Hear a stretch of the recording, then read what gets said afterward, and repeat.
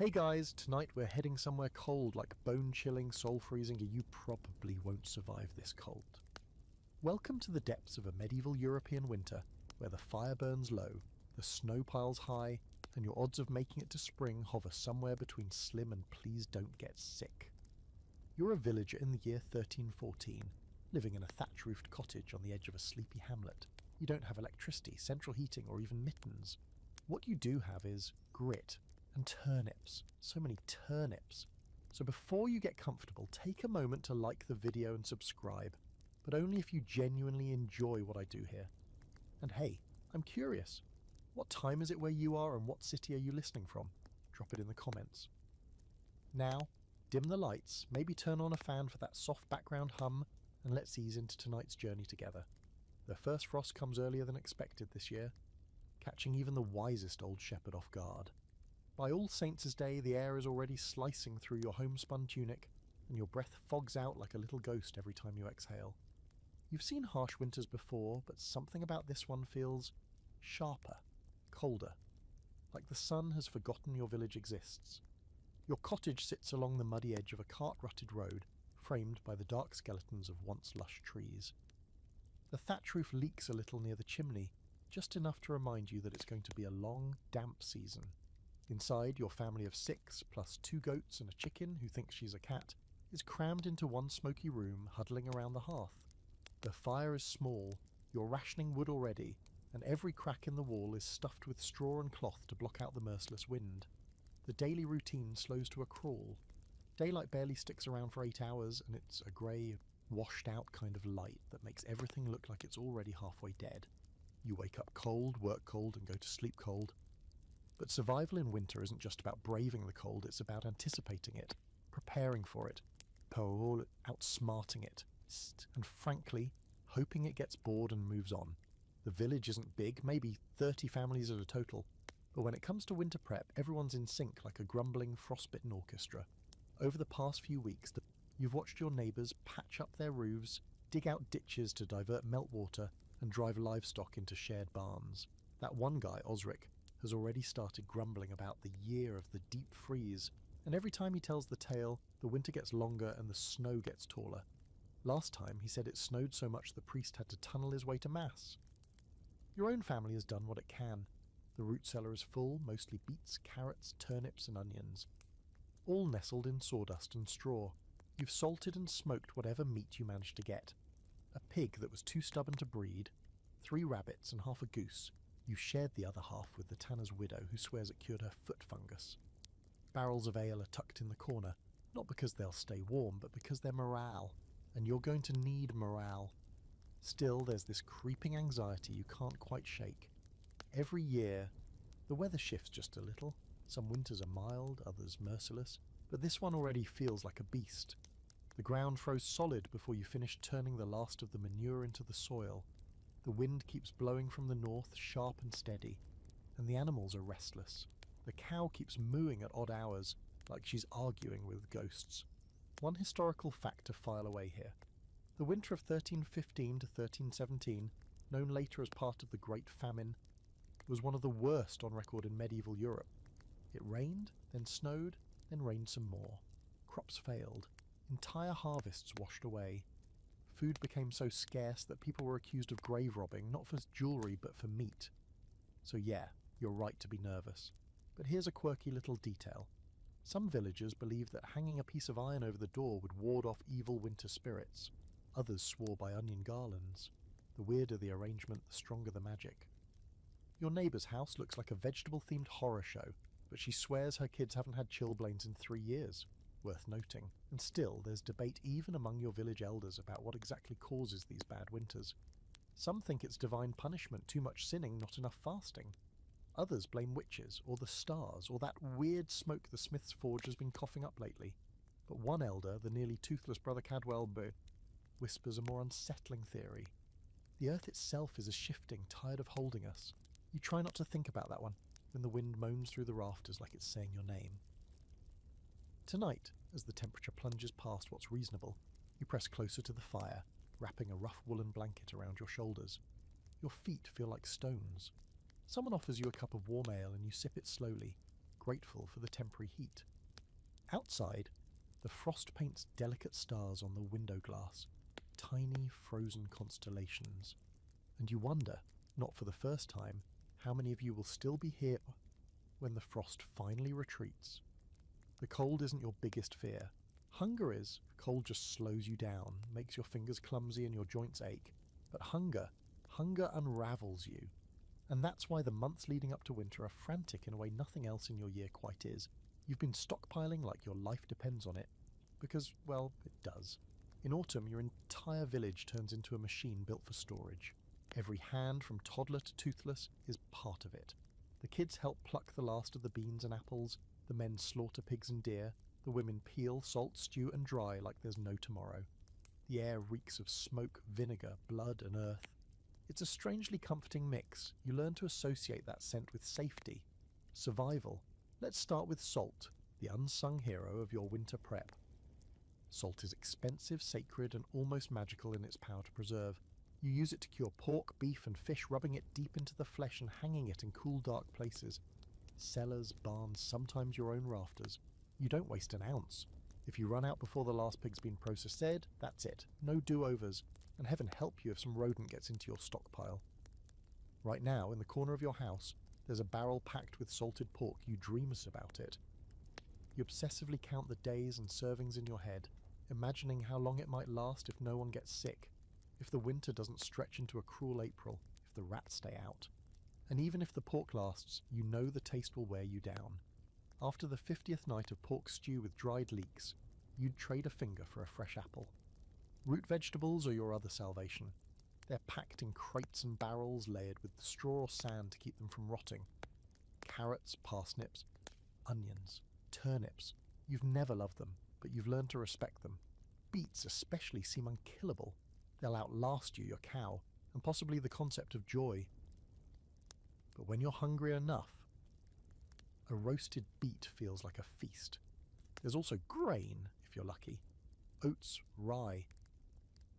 Maybe a sack of barley tucked somewhere behind the drying herbs. Bread is a luxury now, made less and less often as flour becomes precious.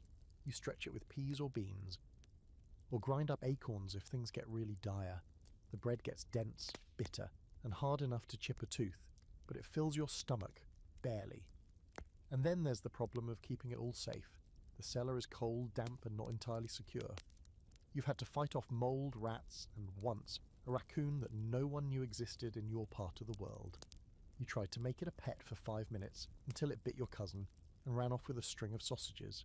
Speaking of sausages, your uncle swore by smoking meat until it was drier than a bishop's sermon. The family joke is that you could beat someone to death with one of his smoked hams, but hey, they're still edible. Technically. A historical tidbit worth whispering here. In the Middle Ages, winter preparation wasn't just about food, it was about demonstrating your moral worth. Poor storage, wastefulness, or lack of discipline could be seen as a spiritual failing. God helps those who help themselves, they said. But if your roof leaked or your root cellar flooded, you might start wondering if he just forgot about you entirely. A quirky fact to chew on, literally. Villagers sometimes chewed on strips of rawhide or old leather when things got desperate. Boiled boots weren't just a metaphor. The joke goes that you could suck on a belt long enough to convince yourself it was soup. Hopefully you'll never reach that point. But let's not pretend you didn't make mistakes this year. You meant to salt one more pig, but it died early from some mysterious illness that bloated its belly and turned its eyes milky. You didn't trust the meat, and burying it was an awful, muddy, ominous chore. It was your fattest pig. Your brother tried to be optimistic. Maybe it would have gone bad in the cellar anyway. But no one really believes that. It was just bad luck, or maybe a bad omen. You've been sleeping uneasily ever since. And here's where debate comes in. Every year there's some argument in the village about the best way to store food. Dry it, salt it, smoke it, pickle it. One elder insists vinegar ruins everything. Another says if you don't smoke meat long enough, you'll get winter belly, a charming term for food poisoning that strikes around mid-February. Even your grandmother, who's survived more winters than anyone else alive, changes her opinion every season. The wind's different this year, she mutters, stirring a cauldron of bubbling plum jam that no one really asked for. Still, you trust her. Everyone does. If she says the salted fish needs another day on the rack, it stays on the rack. As the days shrink and the air grows sharp enough to flay your cheeks, you start making mental lists at night. What you have, what you need, what might go bad, what could last. It becomes obsessive. You stare at the rafters and imagine rows of smoked links. You whisper silent prayers to St. Bridget to protect your stores. You make deals in your head. If the cheese doesn't mould, I'll go to mass every day. If the oat bin doesn't run dry, I'll confess about that thing with the blacksmith's daughter. Maybe. Winter prep in the Middle Ages wasn't a game. It was chess, played months in advance, and the pieces didn't always do what you wanted. Tonight, the snow starts to drift in lazy spirals outside the shuttered window. You settle beside the fire. The tang of smoke and drying herbs in your nose. Someone is carving a chunk from a wheel of hard cheese, and you all eye it like wolves. You'll need to make it last until Lent, maybe longer. The wind howls through the cracks in the doorframe. Your dog, a lumpy one-eyed mutt, shifts closer to your side and grumbles in his sleep. Outside you hear the faint, eerie snap of a frozen tree limb giving way under the weight of snow. One less tree for firewood. You try not to think about it too much. After all, you've done everything you could. Probably. Your clothes are your armour now, not against battle or brigands, but against the kind of cold that slips in behind your ribs and tries to make a home there. Dressing for winter isn't fashion, it's survival strategy. You don't have Gore-Tex or fleece. No waterproof. No thermal socks. What you have is wool, so much wool it's scratchy, heavy, and smells vaguely of sheep when it gets damp, which is often, but it's warm, and in a winter like this one, that's what matters. You start with a linen undertunic, thin and soft, already patched at the elbows. Over that goes a thicker wool tunic, coarse, stained from years of wear, but sturdy. You belt it at the waist to keep the heat in and the wind out. On your legs, thick hose, wool again, and then, if you're lucky or rich, you're neither, maybe leather breeches or a second pair layered underneath. Your feet are the real problem. You've got shoes made of leather, hand-stitched by your cousin who's decent at it but not exactly a master cobbler. They are stiff, the seams leak, and the soles are already worn thin. You stuff them with straw and rags, not because it helps much, but because it makes you feel like you're doing something. Then the outerwear, a cloak, heavy, hooded, and woolen again, gets draped around your shoulders. It smells of smoke and last season's mutton, but when the wind howls and snow stings your face, you clutch it like a lifeline. Gloves, you wish. Most villagers make do with long sleeves and quick hands, but on truly bitter mornings, you'll see folks wrapping their hands in scraps of cloth or wearing fingerless mittens knit by a grandmother who counts every stitch like it's a prayer. At night, you don't undress. There's no romantic slipping into night clothes. You climb under layers of blankets, if you're lucky, fur, and keep everything on. You sleep in your clothes, your socks, sometimes even your cloak, because getting warm again once you've let the cold in is nearly impossible. Your breath fogs the air with each exhale. Sometimes you wake in the morning with frost on your eyebrows. You brush it off and pretend it's normal, because it is. One solid historical fact for you. Medieval villagers didn't bathe often in winter. It wasn't just laziness or fear of demons in water. Getting wet could kill you. No one wanted pneumonia, and no one had a spare change of clothes just lying around. Water had to be heated over the fire, carefully rationed, and the whole washing process became a calculated risk. Some families washed once a month, others just wiped down with a damp cloth and called it good. Smell was democratic, everyone stank, so no one cared. But here's a fringe detail most people don't know. Sleeping naked under layers of fur with someone else was considered warmer than sleeping clothed. Some healers swore by it. Not for romance, mind you, just warmth. It was called skin-to-skin sharing. Sometimes siblings, parents, or even friends would do it during the worst parts of the winter. You're not quite there yet. Give it another few weeks. Your grandmother, always the source of either wisdom or doom, claims that in her youth she survived a winter so cold that her cousin's nose froze in his sleep and snapped clean off when he rubbed it. You don't ask questions, you just nod and add another log to the fire. She also claims that sleeping with your head to the north invites spirits to drag away your dreams. You try to sleep facing east now, just in case.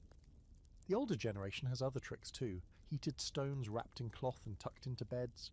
Greased wool stuffed in cracks in the wall. A pot of boiling water left on the hearth for steam. Anything to trick the cold into leaving you alone for a few hours. The kids play games where they pretend the floor is lava, because in truth, it might as well be. It steals the warmth from your feet instantly. That's why you sleep raised if you can. A straw mattress on wooden slats or even a pile of sacks can make the difference between frostbite and just mild misery. There's some debate among the villagers about furs. Some say fox fur is cursed, that the animal's spirit lingers and brings nightmares. Others say wolf pelts are the warmest, but only if the beast was killed in the light of a full moon. You personally think both ideas are ridiculous, but then again, your cousin swears he heard the wolf pelt in the smithy's house whispering once, and he hasn't slept well since. The cold changes how people move, how they speak. You notice it in your neighbours' bodies, the way everyone hunches, pulls their sleeves over their hands, keeps their mouths tight to avoid letting the chill in. People walk slower, not out of laziness, but because the ground is treacherous. Ice forms even where you're sure there's no moisture. A twisted ankle in December is a death sentence if it means you can't chop wood or fetch water. And yet, in some odd way, winter brings people closer. Literally. You crowd together for warmth, for companionship, for the kind of shared complaining that makes hardship feel a little less unbearable. Your cottage feels smaller, yes, but also more alive. You hear your sister singing under her breath while she spins wool. You see your brother and father leaning shoulder to shoulder as they carve new wooden spoons by candlelight. You smell bread baking on a rare, fortunate morning when the grain stores allow it. And for a moment, you forget that your breath is visible. On nights when the wind isn't howling and the fire hasn't gone out, you sometimes step outside, just for a minute. You wrap your cloak tight and look up. The sky is clear, brutally bright with stars that seem sharper than summer stars. The moon is like a shard of ice. The world is utterly still, no crickets, no birds, no rustling leaves, just snow and silence. It's breathtaking, it's terrifying, and it's beautiful. You know the cold isn't done with you yet. In fact, the worst is still to come. But tonight, wrapped in every scrap of fabric you own, curled under a thick blanket that smells of goat and wood smoke, you find sleep anyway. It comes slowly, like thawing fingers, but it comes, and that's enough. The fire is more than warmth. It's the centre of your universe right now, the heart of the house, the rhythm of your day, and honestly, your only real hope of staying alive. Without it, the walls mean nothing, the food won't cook, and your fingers will freeze stiff before you've even finished complaining about how cold they are. It's not just a fire, it's the fire. The hearth. You wake up with your back curved around its fading glow. Your first thought isn't good morning, it's did the fire die? You reach out to put a tentative hand, hoping for even a ghost of heat. If the embers are still alive, you can coax them. If they're not, you'll spend the next hour with numb hands, hunched over the kindling, praying the flint strikes true. Sometimes you cheat and toss a handful of dried moss into the ashes just to give it a little kick. It smells like scorched earth and desperation. The fire has its own personality. It hisses when you feed it damp wood. It cracks and spits when the wind tries to sneak in through the chimney. It sulks after rain and roars when it gets too hot, threatening to take the whole house with it. You've seen it leap unexpectedly, catching the edge of someone's sleeve or a pile of straw too close to the hearth. You still remember the panic last winter, when the Cooper's roof caught fire and the entire village ran, barefoot in the snow, to form a frantic bucket line from the frozen stream. The fire won that one. The Cooper moved in with the priest for 3 months, and let's just say they got very familiar with each other's snoring habits. Everyone in the house knows their job with the fire. You keep a stack of kindling in the corner, dry if you're lucky. The younger kids fetch twigs from the woodshed.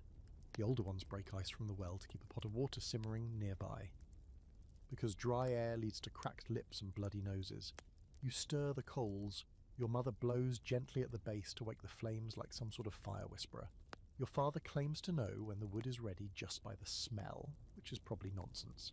But no one argues with him. Not about the fire. One historical fact that might surprise you. In medieval villages, it was common for a family to keep a fire going continuously for months, even in years. Letting it go out was more than inconvenient. It could be catastrophic. Flint and steel were slow and unreliable. If your hearth went cold, you'd have to beg a coal from a neighbour. Or worse, walk to the next village with a smoking pot cradled under your cloak. Fire was so precious that people sometimes carried embers in covered lanterns when travelling, just to be sure they could relight it at the next stop. No pressure. There's also a lingering superstition about fire. Some say it's alive. Not metaphorically, actually alive. That it watches you, judges you. There are rules. Don't spit into the fire or it'll remember. Don't let it go out on a feast day or you'll invite famine. And whatever you do, don't sleep with your feet pointed directly at it. The old women say that's how you lose your soul in the night. A strange fringe belief still floats around your village, that fire has moods. The blacksmith swears his forge burns brighter when his wife's in a bad mood. A travelling midwife once told you that blue flames mean a spirit's nearby, and if the fire flickers when no wind's blowing, someone in the room is lying. That made for a very awkward dinner conversation. Your uncle still insists he was telling the truth about where the cheese went. The fire's also your cook, your stove, your baker, your brewer. You eat what it allows. In the morning it gives you thin porridge and weak tea. At night it simmers pottage, thick stew made from yesterday's stew, and the day before that, and probably something from last harvest if we're being honest. It's a bubbling mystery cauldron, and everyone pretends not to notice the texture has become suspiciously meaty. No one's seen the rooster in a while. On rare days when you've earned a celebration, or when someone needs cheering up, you might bake flatbread on a hot stone or roast chestnuts in a little iron pan. The smell fills the whole room and makes even the grumpiest aunt crack a smile. You remember once, years ago, when someone managed to bake an actual apple pie? People still talk about it like it was a holy relic. But the fire's not all cosy and charming. Sometimes it's cruel and makes the house smoky and your eyes sting. Your throat is constantly dry. The ceiling is black with soot. The baby has a cough that won't go away, and everyone suspects the fire's to blame. But what are you going to do? Put it out? Freeze? No, you just cough with him and hope it's nothing worse. And that's the thing, there's debate even among healers about what the fire does to the body. Some say it keeps illness away, dries out the dampness that breeds plague. Others claim it poisons the air slowly, weakening your lungs all winter. The church, predictably, says the fire is a metaphor, a test of endurance, a symbol of a divine light. You think maybe it's just fire, necessary, dangerous, comforting, capricious. Still, when the fire burns low and the wind outside that makes the walls creak, it becomes a kind of friend. You sit close, you watch the flames twist and dance, hypnotic and alive. Someone tells a story, usually a ghost story, because what else fits this kind of night? You wrap your cloak tighter, sip your weak ale, and listen. The fire crackles at the punchlines. Sometimes it almost seems to laugh. At bedtime, you bank it carefully, piling ash over the coals so they smoulder until morning. You say a little prayer out loud or just in your head. Everyone does. You can't risk it going out, not tonight, not any night. You lay down beside it, eyes heavy, breath misting the air above you. The flames settle into a low orange glow. The shadows climb the walls like silent watchers. And even though the wind moans outside and the roof groans like it's thinking about collapse, you feel a little safer, knowing the fire's still breathing beside you. For now, you eat the same thing every day. Not because you like it, not because it's comforting, but because there's no other choice. By midwinter, your meals aren't about flavour or variety, they're about function. Food is medicine, insulation and morale all rolled into the one bowl. And most of the time that bowl contains some variant of pottage. Pottage is your winter staple. You make it in the same cauldron every day, never fully cleaning it out. Just topping it off with whatever scraps, dried herbs or root vegetables you have left. It's thick, earthy, vaguely brownish, and smells like a mix between boiled wood and onions that have seen better days. You pretend not to notice the occasional lump of something unidentifiable. Is that turnip or meat? Hopefully turnip. Meat is rare, and if it is mung meat, you start doing math in your head about what might have gone missing. You stir it slowly, letting the fire do its work, and maybe toss in a debone from last week's feast, more for flavour than nutrition. If you're lucky, there's still some marrow in there. That's the good part, the part that feels like a real treat. A rare hit of fat in a season where everything is lean, tight and dry. Your bread, if you have any left, is a slab of rye or oat baked hard and dark. It could probably be used as a weapon if needed. Sometimes you soak it in broth just to soften it enough to chew. Other times you pretend the crunch is satisfying. No one is fooled. You've broken a tooth before on bread, that's just how it goes. But the worst days aren't the ones with bad food, they're the ones with none. The days when the pot is almost empty and you scrape at the sides, pretending the burn at the bottom is just the good stuff. You've seen your father drink boiled onion water and call it soup. Your grandmother once served hot ale with pepper as dinner. There are no complaints. Hunger doesn't leave room for them. Now when there is meat, real, honest-to-God meat, it's cause for a little celebration. A rabbit caught in a snare, a pigeon knocked down with a lucky throw, or on a miracle day a slice of salted pork brought out from the back of the cellar like it's a holy relic. You treat it with reverence, you don't devour it, you savour. You divide it into laughably small pieces, eat slowly, and lick the grease off your fingers like it's your last joy on earth. Here's a historical fact that sounds bleak because it is. Many medieval peasants got most of their winter calories from pottage, ale, and hard bread. Meat was rare, dairy was a luxury, and fresh greens, forget it. Scurvy wasn't diagnosed yet, but people absolutely suffered from it, and they blamed it on the humours, or maybe a sin they forgot to confess. Your family, like others, has its own weird food tricks. Your aunt insists on adding dried nettles to every meal for blood warmth. Your brother likes to chew garlic raw, which makes him smell like the inside of a boot, but keeps the others at a respectful distance. And your cousin, never to be trusted, once swore that sprinkling powdered eggshell into pottage kept your bones strong. You tried it. It was like sipping hot gravel. Never again. Now for something truly quirky. Some villagers believe that certain foods take on spiritual energy during winter. Bone broth in particular is seen as not just nourishing but protective. You don't just boil bones for soup, you boil them for luck. The longer they simmer, the more strength they supposedly pass on to you. People chant little blessings over the pot, stir it clockwise only. Drop a coin in if someone's sick. You don't know if it works, but when your sister got the fever last year, you dropped in 2 coins and stirred for hours. She recovered, so maybe it's not nonsense after all. Of course, there are arguments in the village about what's proper food during winter. The priest frowns on excess, no surprise there. He says fasting sharpens the soul, easy for him to say. He's got access to the monastery stores. Others say you should eat fat now as much as you can to keep warm. There's a quiet battle between the old ways and the church's rules. Feast days, fasting days, forbidden meats.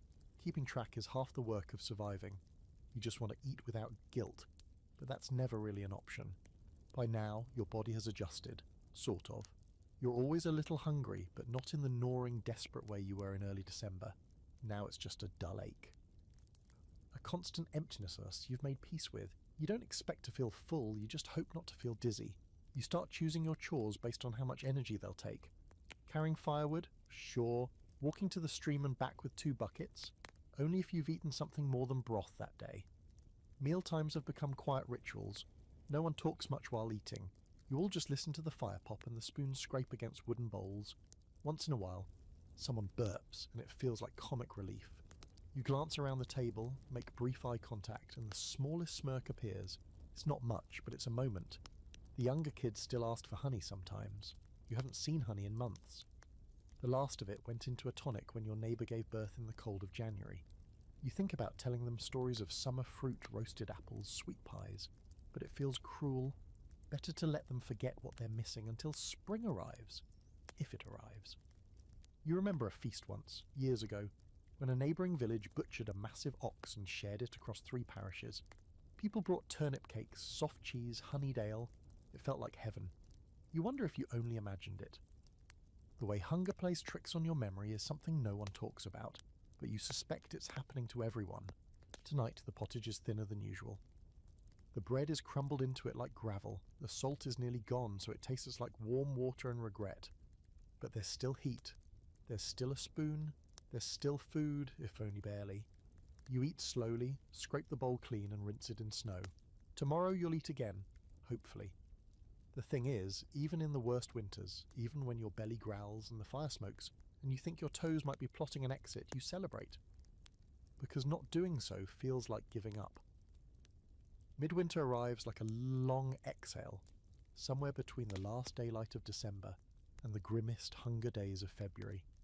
And you mark it not with fanfare or luxury, but with whatever scraps of joy you can scrape together. Because winter may rule your life, but it doesn't get to rule your spirit.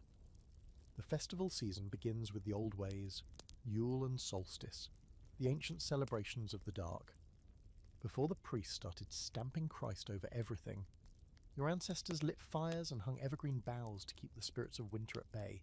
Some of those customs still linger quietly, like secrets whispered after Mass. You see them in the holly branches tucked into rafters. You taste them in the spiced ale passed around under the guise of warming the blood. You hear them in the songs sung a little too loudly, a little too late into the night. In your village, Midwinter's Eve is a patchwork of Christian tradition and pagan leftovers, stitched together with desperation and laughter. You're not supposed to dance, at least not the old dances, but someone always does, usually after too much ale. Feet stomp on the packed dirt floor, hands clap, and for a few brief hours, you forget that outside the world is frozen solid. You light more candles than usual that night. The little flames flicker along the walls like they're dancing too. You hang a wreath of dried herbs and wild berries near the door, not because it's festive, but because the healer swears it keeps fevers away. Your uncle carves a wooden star and nails it above the hearth. "For the Christ child," he says, but you notice he still puts out a bowl of milk by the threshold, just in case the house spirits get restless. That's the thing about festivals in winter. They are half tradition, half bargaining. You make noise to scare away what might be lurking. You sing so the silence doesn't swallow you whole. You feast so the hunger forgets where you live. A historical fact worth knowing: Christmas and Yule weren't entirely separate in the medieval world. Many villages celebrated both, whether they admitted it or not. The church tried to clean it up, of course, added saints, banned dancing in churches, turned bonfires into candle-lit vigils, but the people remembered. They always remembered. You still see it in the way your grandmother nods to the moon on Christmas Eve, murmuring something in a language no one speaks anymore. And the food, well, it's a festival, so you stretch what you have. Someone brings out a hidden ham preserved from late autumn. Someone else unearths a wheel of cheese so old it has to be cut with an axe. You roast roots with wild garlic and pretend it's a delicacy. If a pigeon happens to accidentally die near the cottage, it goes in the stew. For one night you let yourselves believe this is a feast. The children laugh louder. The grown-ups smile longer, the ale flows freely. It's all illusion, but illusions are warm. One of the quirkiest traditions in your village is the midwinter masking. A leftover pagan practice, definitely frowned on by the priest, which of course makes it far more fun. People dress up in old animal skins, drape themselves in vines, wear carved wooden masks with too many eyes or no mouth at all. They bang on pots, march around the cottages, and demand little gifts, dried fruit, nuts, sometimes a sip of beer. It's chaotic and weird, and everyone pretends it's just for the children.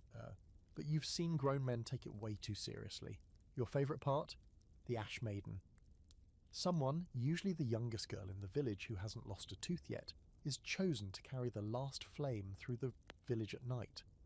She holds a lit taper from the central hearth, wearing a crown of twisted twigs and icy rose hips. The idea is that she's carrying the light of the old year into the new. If the flame goes out, it's considered bad luck. You remember one year it did go out, blown by a freak wind, and 2 barns collapsed by shoulder spring. No one blamed her, but everyone remembers. There's debate every year about whether all this superstition is wise or wicked. The priest gives a sermon warning against false idols and frost demons. Meanwhile, the blacksmith's wife places 3 coins under her pillow to dream of the summer harvest. "Just in case," she says with a shrug. Everyone nods. Because even if you don't believe in old gods or house spirits, you believe in winter. And winter believes in you, believes you're weak, mortal, breakable, so you honour what you must. The next day things return to the usual rhythm. The cold hasn't lifted just because you danced.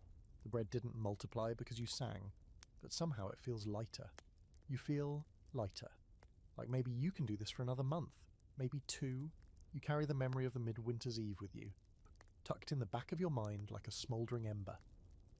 When the wind howls, you remember the laughter. When your stomach growls, you remember the taste of honey on oatcakes. When the fire starts to die, you remember the flickering line of candles and how they made the whole room glow like gold. Because the truth is, winter wants you to forget those things. It wants to reduce you to quiet, to cold, to emptiness. But you refuse. Your village refuses. You celebrate not because you have much, but because you still can. So tonight, when you blow out the last candle and curl up by the hearth, you feel a little more full.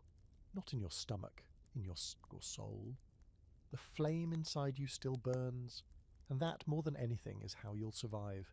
You wake up with your nose frozen. Again. The inside of your nostrils crackles when you breathe, and your first cough sends a stab of pain down your chest. It's official. You've caught something. Not the plague, not yet, but something wet and clingy that'll stick around for weeks. Everyone gets sick in winter. It's as regular as the snow. You almost start to think of it like a seasonal chore. Chop wood, stir the pottage, survive a lung-rattling illness. Coughing is the soundtrack of your winter. In the morning it echoes from house to house like a grim village choir. Your grandmother wheezes like a dying accordion. The baby's nose is an endless stream, and your uncle, ever the drama king, has claimed death is imminent for the past 4 days. But it's hard to joke too much, because sometimes it is. With no modern medicine, no antibiotics, and no real doctors, you're left with what your village has always relied on: herbal remedies, superstition, and sheer stubbornness.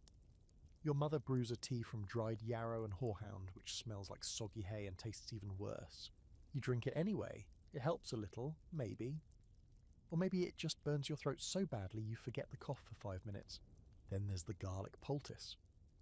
You crush cloves and smear them into linen, tie the whole mess around your neck, and try to ignore the fact that you now smell like a cursed sausage.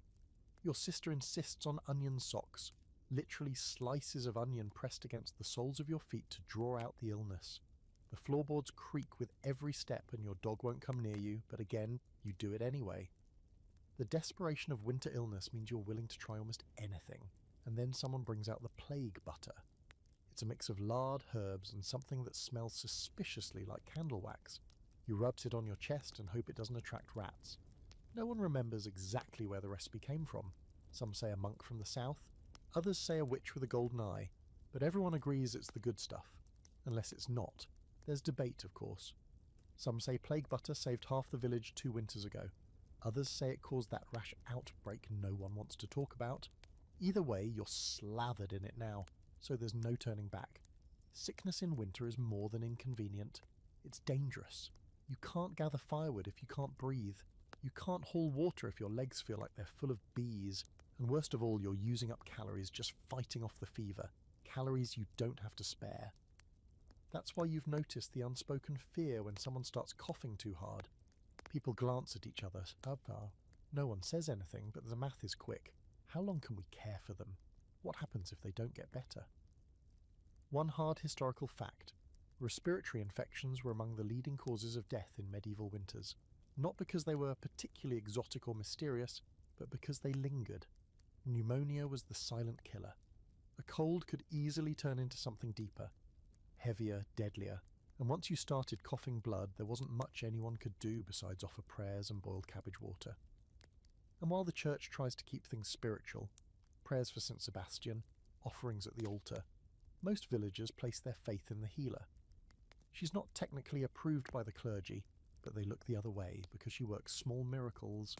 Her cottage smells like a cross between burnt sage and cat urine, and her teeth look like someone carved them from old wood, but she knows things. She touches your forehead, nods solemnly, then hands you a tincture that tastes like fermented despair. You drink it and it works, or at least you believe it works, which is almost the same thing. Now, there's a fringe theory floating around your village, one mostly whispered late at night, that illness isn't from cold or bad air at all. It's punishment, or a message. The old ways speak of winter spirits that ride the wind, touching houses where death is owed. If your fire flickers when no one's near, someone will soon fall ill, they say. And if a crow lands on your roof and caws 3 times before flying east, you might as well start digging. That might explain why last week your neighbour chalked protective runes on his doorframe. He claimed it was to keep the cold out, but everyone knew better. He lost 2 sons last winter. He's not taking chances this year. Neither are you, honestly. You've quietly started muttering the old blessing before bed, just in case. The debate over causes of illness rages quietly all season. The priest blames sin. The healer blames imbalance. Your grandmother blames you for not wearing your second pair of socks, but no one really knows. You just keep trying things: herbs, roots, stews thickened with the chicken bones, wild honey mixed with vinegar and prayers, and you wait. Sometimes you get better, sometimes people don't. You remember last winter when the miller's wife got sick. She coughed for days, wouldn't eat, barely moved. Her husband burned rosemary at the foot of the bed. They brought in the priest and the healer, and when she finally passed, they said she went peacefully. But the way her daughter screamed, no one forgets that. And now, every time you cough and taste blood in the back of your throat, your mind goes there. Still, you keep moving. You rest when you can, bundle tighter, sip your garlic tea and try not to fall behind. Winter doesn't stop for the sick. You still need water. You still need wood. You still need to chase the goat out of the pantry because she's discovered the oat barrel and refuses to share. Tonight, your fever breaks. You wake up drenched in sweat, with your shirt clinging to you like wet parchment.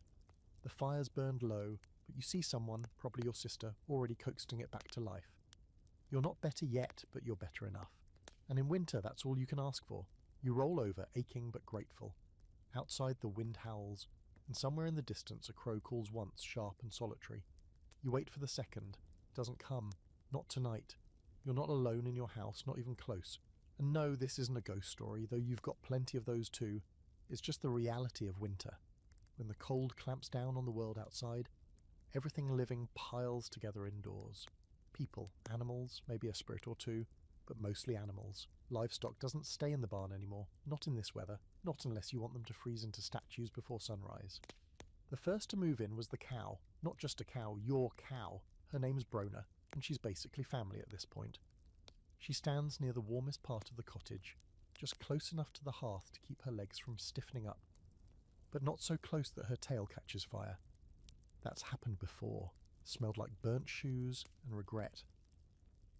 Brona's breath clouds the air like a steaming kettle, and her constant chewing fills the space with the wet, rhythmic squelch of cud. It's disgusting. It's also weirdly comforting, like background noise for survival. She's stabled just behind the curtain that separates the sleeping area from what might generously be called the kitchen, and every so often, she shifts her weight with a loud snort and a creaking of floorboards. You swear she sighs louder than your uncle. Then there's the pig. Nobody invited the pig, mind you. She just started showing up near the back door whenever it snowed, looking mournful and mildly threatening, like she'd been personally betrayed by the weather. Her name is Butter, because irony's the only seasoning left. She's got the intelligence of a criminal and the manners of a drunk. She steals crusts, knocks over buckets, and has been known to chew on anything vaguely edible, including shoes, corners of her blankets, and once the priest's robe. You don't trust her, but she's warm and she's heavy, and she knows how to snuggle. So she stays. Chickens come and go, the bold ones roost on beams above your head, dropping the occasional insult in the form of poop. The rest tuck themselves under benches and behind sacks of grain, occasionally flapping up in a panic when someone steps too close. They're erratic, loud, and not very bright, but they're small and easy to warm, and the eggs, when they come, are worth the trouble. A fresh egg in February is basically currency. You once saw someone trade an egg for a pair of boots. Granted, the boots had holes, but still, an egg. And then there's the goat. She is, problematic. Her name changes depending on the day and how recently she's headbutted someone. Today she's Mistake. She's noisy, nosy, and has somehow figured out how to climb onto the table. You've woken up more than once to find her staring at you from the top of a barrel like a furry gargoyle chewing on your only spoon. But she gives milk, which your baby cousin needs, so no one's kicking her out, yet. The result of all this livestock cohabitation? Chaos. And smell. Oh, the smell it's a warm stew of smoke, sweat, hay, manure, and mystery. You've gone nose-blind to most of it, but every time someone from the manor house stops by, rare, but it happens, their face does something involuntary when they step inside. You just shrug. It's survival. Besides, they don't have a pig that doubles as a foot warmer. A cold, hard historical fact. Bringing animals indoors during winter wasn't a medieval quirk. It was a necessity. In harsh climates, especially in parts of northern and central Europe, peasants built longhouses where humans and animals lived under the same roof. The body heat from livestock helped warm the house. And the animals stayed alive, which meant fresh milk, eggs, and meat when desperation hit. It wasn't romantic, it wasn't charming. It was practical and smelly. There's an old belief around your village that animals can speak on Midwinter's Eve, just for a few minutes. You're not sure where that came from, but you remember once, as a child, hiding in the hay near Brunner, just after the candle was blown out, holding your breath. You swore you heard her mutter something. Could have been your imagination, could have been a ghost, or maybe she just really, really hated the priest too. Here's a quirky thing. Some villagers dress their cows in charms. A bell tied with red string, a ribbon around the horn, Butter. The pig once wore a crown of dried thistle, which you suspect she made herself. People say it keeps the frost away. Others say it stops the beasts from carrying sickness into the home. You don't really believe it, but you also don't not believe it. Every charm, every ribbon, every herb-stuffed pouch hanging from a goat's neck is a kind of whispered hope, a tiny ward against the deep freeze. But the animals aren't just warm bodies. They're part of the rhythm of your days. Feeding them becomes a ritual. Milking is therapy. Talking to them, completely normal. You tell Brona about your dreams. You vent your frustration to the chickens. Butter listens better than most of your family. And the goat, well, she's definitely judging you. You can see it in her eyes. There's debate in the village about whether animals feel the cold like humans do. Some claim cows don't mind it at all, that they generate heat from the inside. Others wrap their sheep in old cloaks and tuck their dogs under beds, swearing that they can catch the winter chills just like a child. The priest says animals are God's dumb creatures immune to worldly suffering.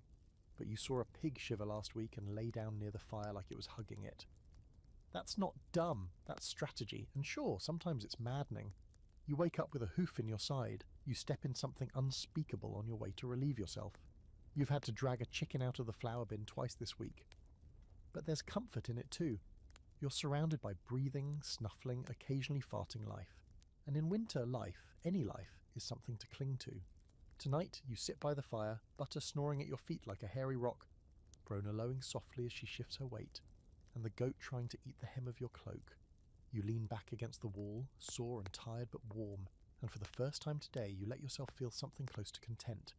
The animals are inside, the wind is outside, the fire's still going. You made it another day. You learn to ration your light like you ration your food, carefully, grudgingly, because light in winter is precious, rare and fleeting and too expensive to waste. The sun rises late and sulks through the sky before ducking behind the hills well before supper.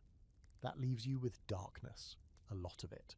And in a world without electricity, that darkness settles into every corner like something alive. Your main defense against it? Candles. But not the fat, cozy kind you're probably picturing. No vanilla-scented luxuries here.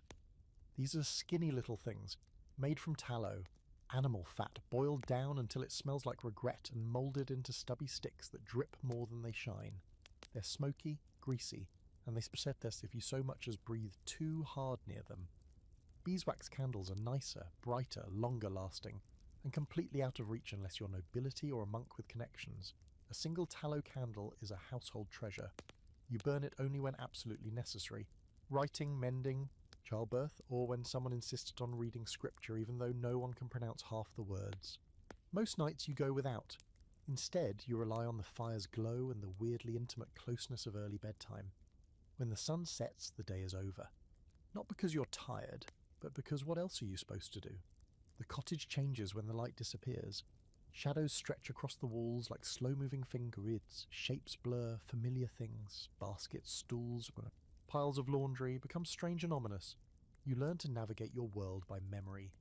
How many steps to the hearth, where the table leg juts out? Which part of the floor creaks and wakes the baby? You don't need to see anymore. You just know. But still, when someone lights a candle, everyone gathers close. Faces appear from the gloom like ghosts drawn to a flame.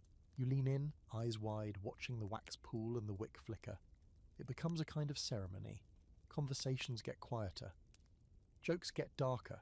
Sometimes you tell stories, not for fun really, but to keep the silence away. A hard historical truth. Medieval peasants lived most of their winter lives in near total darkness. Candles and lamp oil were expensive, time-consuming to make, and always in short supply. Many households relied entirely on the hearth, moonlight, and the occasional rushlight, a sort of proto-candle made by soaking reeds in animal fat. They burned fast, stank worse than your old uncle's boots, and dripped hot grease on anyone foolish enough to stand beneath them. You've tried rushlights. The reeds snap too easily. They hiss when damp, but sometimes they're all you have. You wedge one in a lump of clay and hold it above the page, while your cousin tries to copy a prayer, squinting like a mole. One mistake and the whole thing catches fire. You blew out 2 of your eyebrows last winter learning that lesson.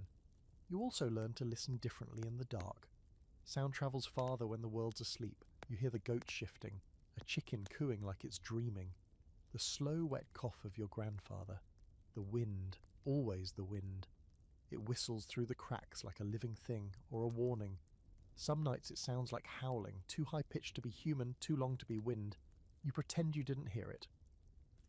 There's a quirky belief among some of the old folks that darkness itself has a mind. That if you leave a candle burning too long, it draws attention, not from people, from things. Spirits mostly. Shadows that used to be men. They say if you fall asleep with a candle lit, It burns away more than wax. It burns time. You wake up older, more tired, as if the darkness took something from you while you weren't looking. Your grandmother keeps a thick curtain over the window, not for privacy, but to keep the dark out, not the absence of light, the actual dark. Don't let it in, she mutters every evening as she tugs it closed. You used to laugh, not anymore. There's debate in the village about how much darkness is too much. The priest says it's God's will that you rest when the sun goes down. The healer says too much sleep leads to melancholy. The blacksmith, who gets up before dawn no matter the season, says sleep is for the weak. You've decided they're all wrong. Winter isn't about sleep, it's about waiting. In the dark, with one eye open, you've had entire days where you only saw real light for an hour or two. A grey sliver at the horizon, barely enough to chop wood or haul water, then it's gone again, like it never happened. On those days, time stretches like cold dough. You eat dinner in the dark, you argue in the dark, you love in the dark, and when you close your eyes at night, you're never entirely sure whether you slept or just paused. And somehow the darkness makes people weird, more irritable, more dramatic, more likely to mutter things under their breath that they probably shouldn't. The darkness presses down on the cottage like a wool blanket soaked in snow and no-melt. You start to miss light in a way that aches. Not just candles, sunlight. Real sunlight. Daddy-so, on your face, in your bones. You dream about it, literally. The other night you dreamed you were swimming in gold, weightless and warm. You woke up clawing at your blanket, weeping, but there's also something beautiful about it. The way the stars look from your frozen doorstep, clear and sharp like diamonds flung across velvet. The way the moonlight sneaks in through the cracks and paints silver ribbons on the floor. The way a single flame can make an entire room feel alive. You appreciate it more. You respect it. Tonight, you light one candle. Just one. You place it in the centre of the table where everyone can see. You sit close, shoulder to shoulder with your family and a pig that smells like yesterday's disaster, and you watch the flames sway. It's small, pathetic even, but it's yours. And as the wind howls and the world groans under ice, that tiny light becomes your cathedral, your defence, your hope. You won't waste it. It starts with the snow, not a gentle flutter of flakes like you might wish for, but a slow, relentless dumping. It piles in silence, higher than your boots, then your knees, then halfway up the door. You try to keep up with it, shoveling, sweeping, kicking it away with numb feet, but it doesn't care. It keeps coming. A white, spitheering siege. You can't even see the fields anymore, or the fence, or the road out of the village. The world becomes a quiet, colourless void. And then you're trapped. It happens every year, more or less. A week, sometimes two. Once, it was nearly a month.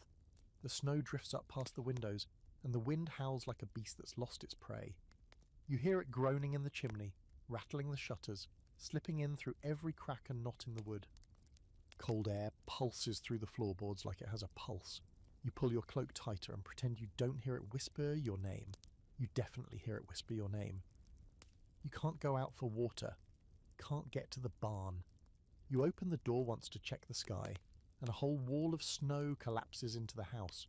It takes 2 hours to shovel it out, and now your brother's foot is frostbitten, because he thought he could do it barefoot just for a minute. No one says it out loud, but you're worried about his toes and his judgment.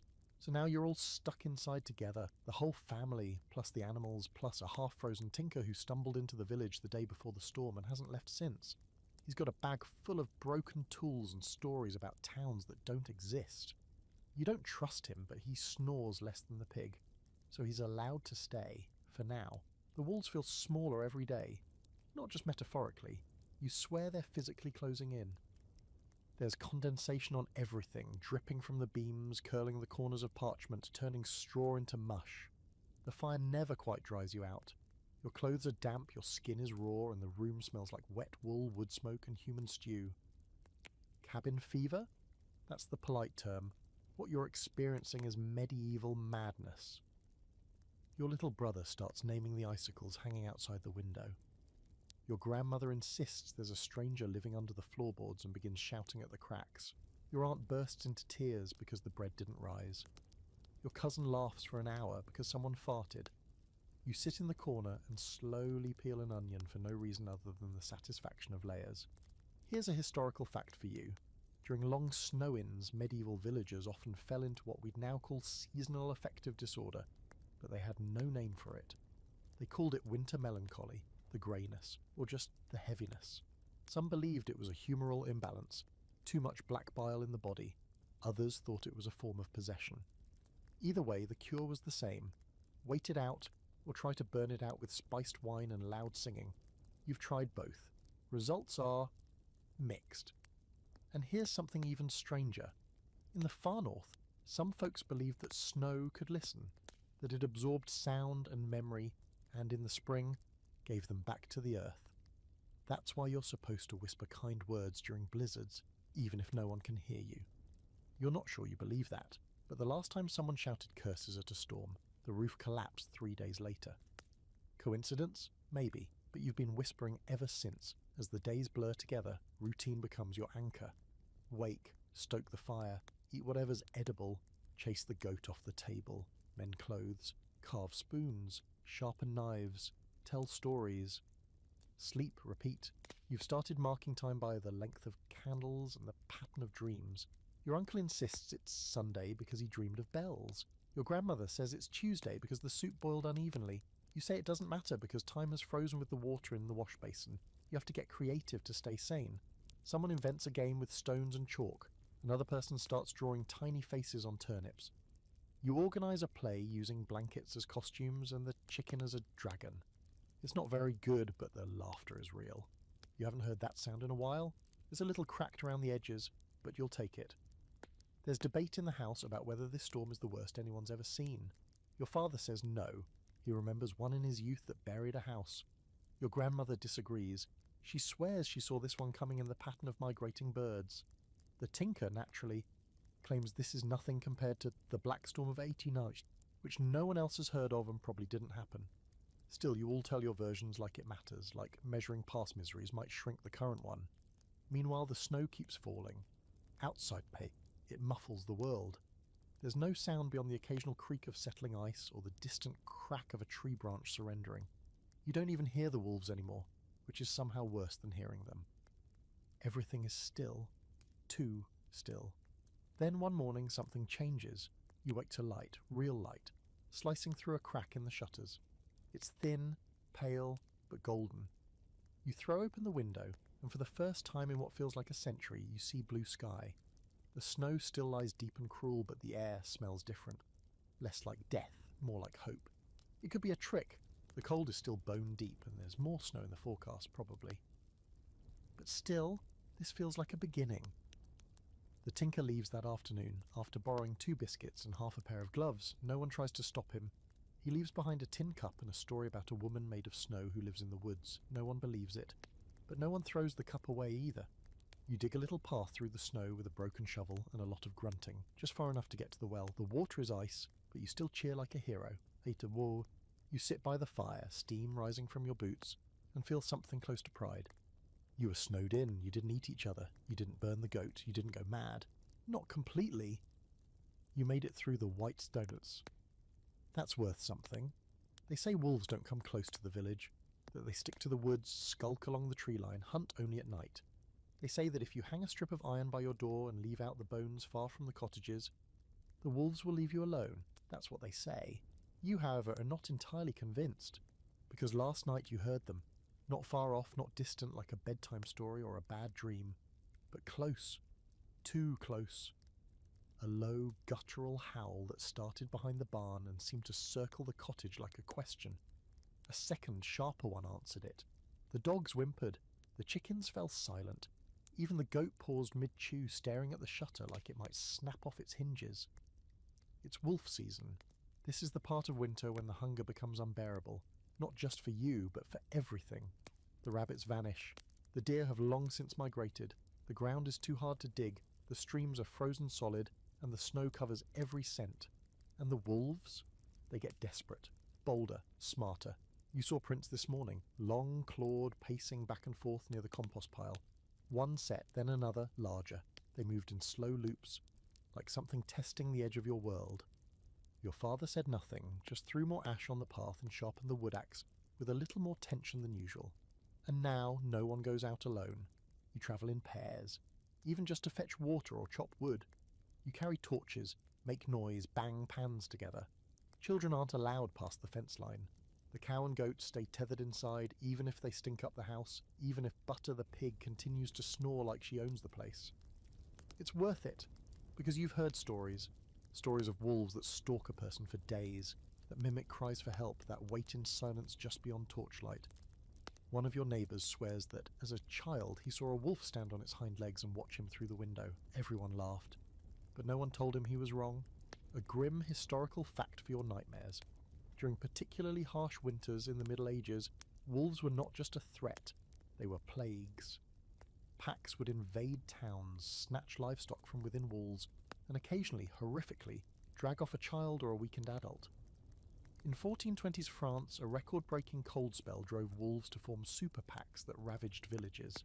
The people called them les loups démons, demon wolves. Not poetic, just accurate.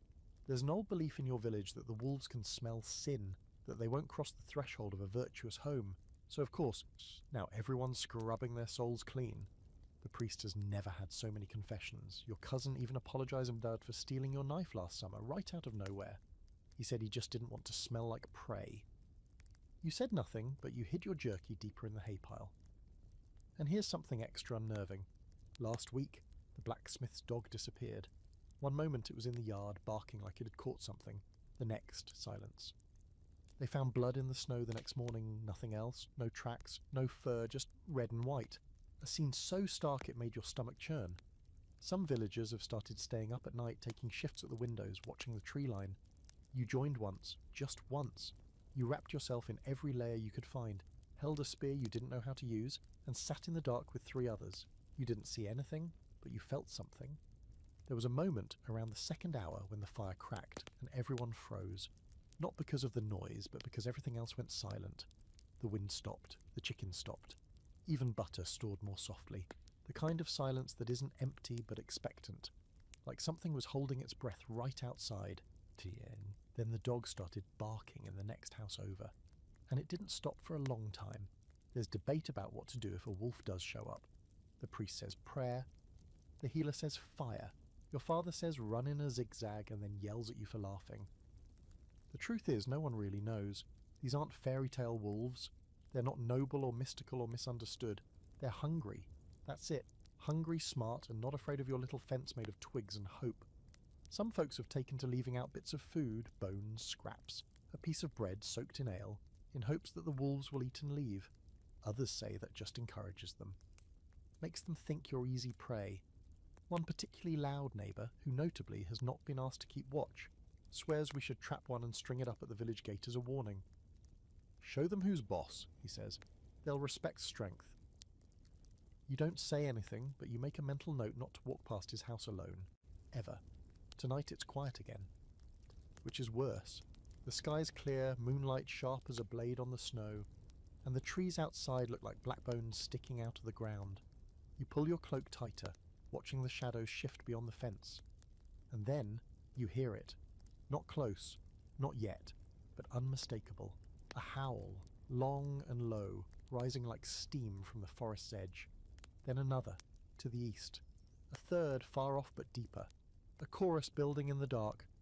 Your sister squeezes your hand. You hadn't noticed she was standing beside you. You step back from the shutter. You don't speak. Inside, Butter grunts in her sleep. The fire crackles. Your grandmother mutters a prayer into her apron, and outside the wolves sing. You hope they're not singing for you. This morning the ale barrel froze solid. You tapped it just to be sure, and the sound it made was like knocking on a coffin. Hollow, cold, final. You stared at it longer than necessary, trying to will the liquid inside to thaw. Because when the ale freezes, it's more than a minor inconvenience. It's a sign. A bad one. One of those quiet little omens that tells you the winter is reaching its cruel peak. Ale is supposed to be your comfort, your safety net. It's not just a drink. It's your water substitute, your celebration, your medicine, your excuse. It's what gets you through the long nights and helps numb the cold. No one drinks plain water if they can help it, especially in winter when the streams are frozen and the snow tastes like chimney soot. Ale is the universal cure. Got a headache? Ale. Too cold? Ale. Someone died? Ella, someone didn't die, L. So when the barrel turned to ice, you all sat around it like mourners at a wake. Someone tried to break the top open with a mallet. Didn't work. T'other cousin suggested wrapping it in warm blankets. That didn't work either, unless the goal was to look pathetic. Your uncle offered to just lick the top and see what happens. You considered it, briefly, but in the end, you all agreed to move it closer to the fire and hope for a miracle. In the meantime, you're stuck with the dregs, watery, bitter, and questionably fermented. It's better than nothing, but just barely. It tastes like someone boiled shoe leather in a rusty kettle. But when your father raises his mug and toasts to the warmth of the fire and the coldness of our luck, everyone drinks anyway. Because what else are you going to do? You might think monks had it easier. And in some ways they did. They brewed their own ale. And some abbeys were famous for it. Thick, dark, nourishing stuff that was practically a meal. Some monasteries even developed liquid fasting, or where monks would drink strong beer in place of food during Lent.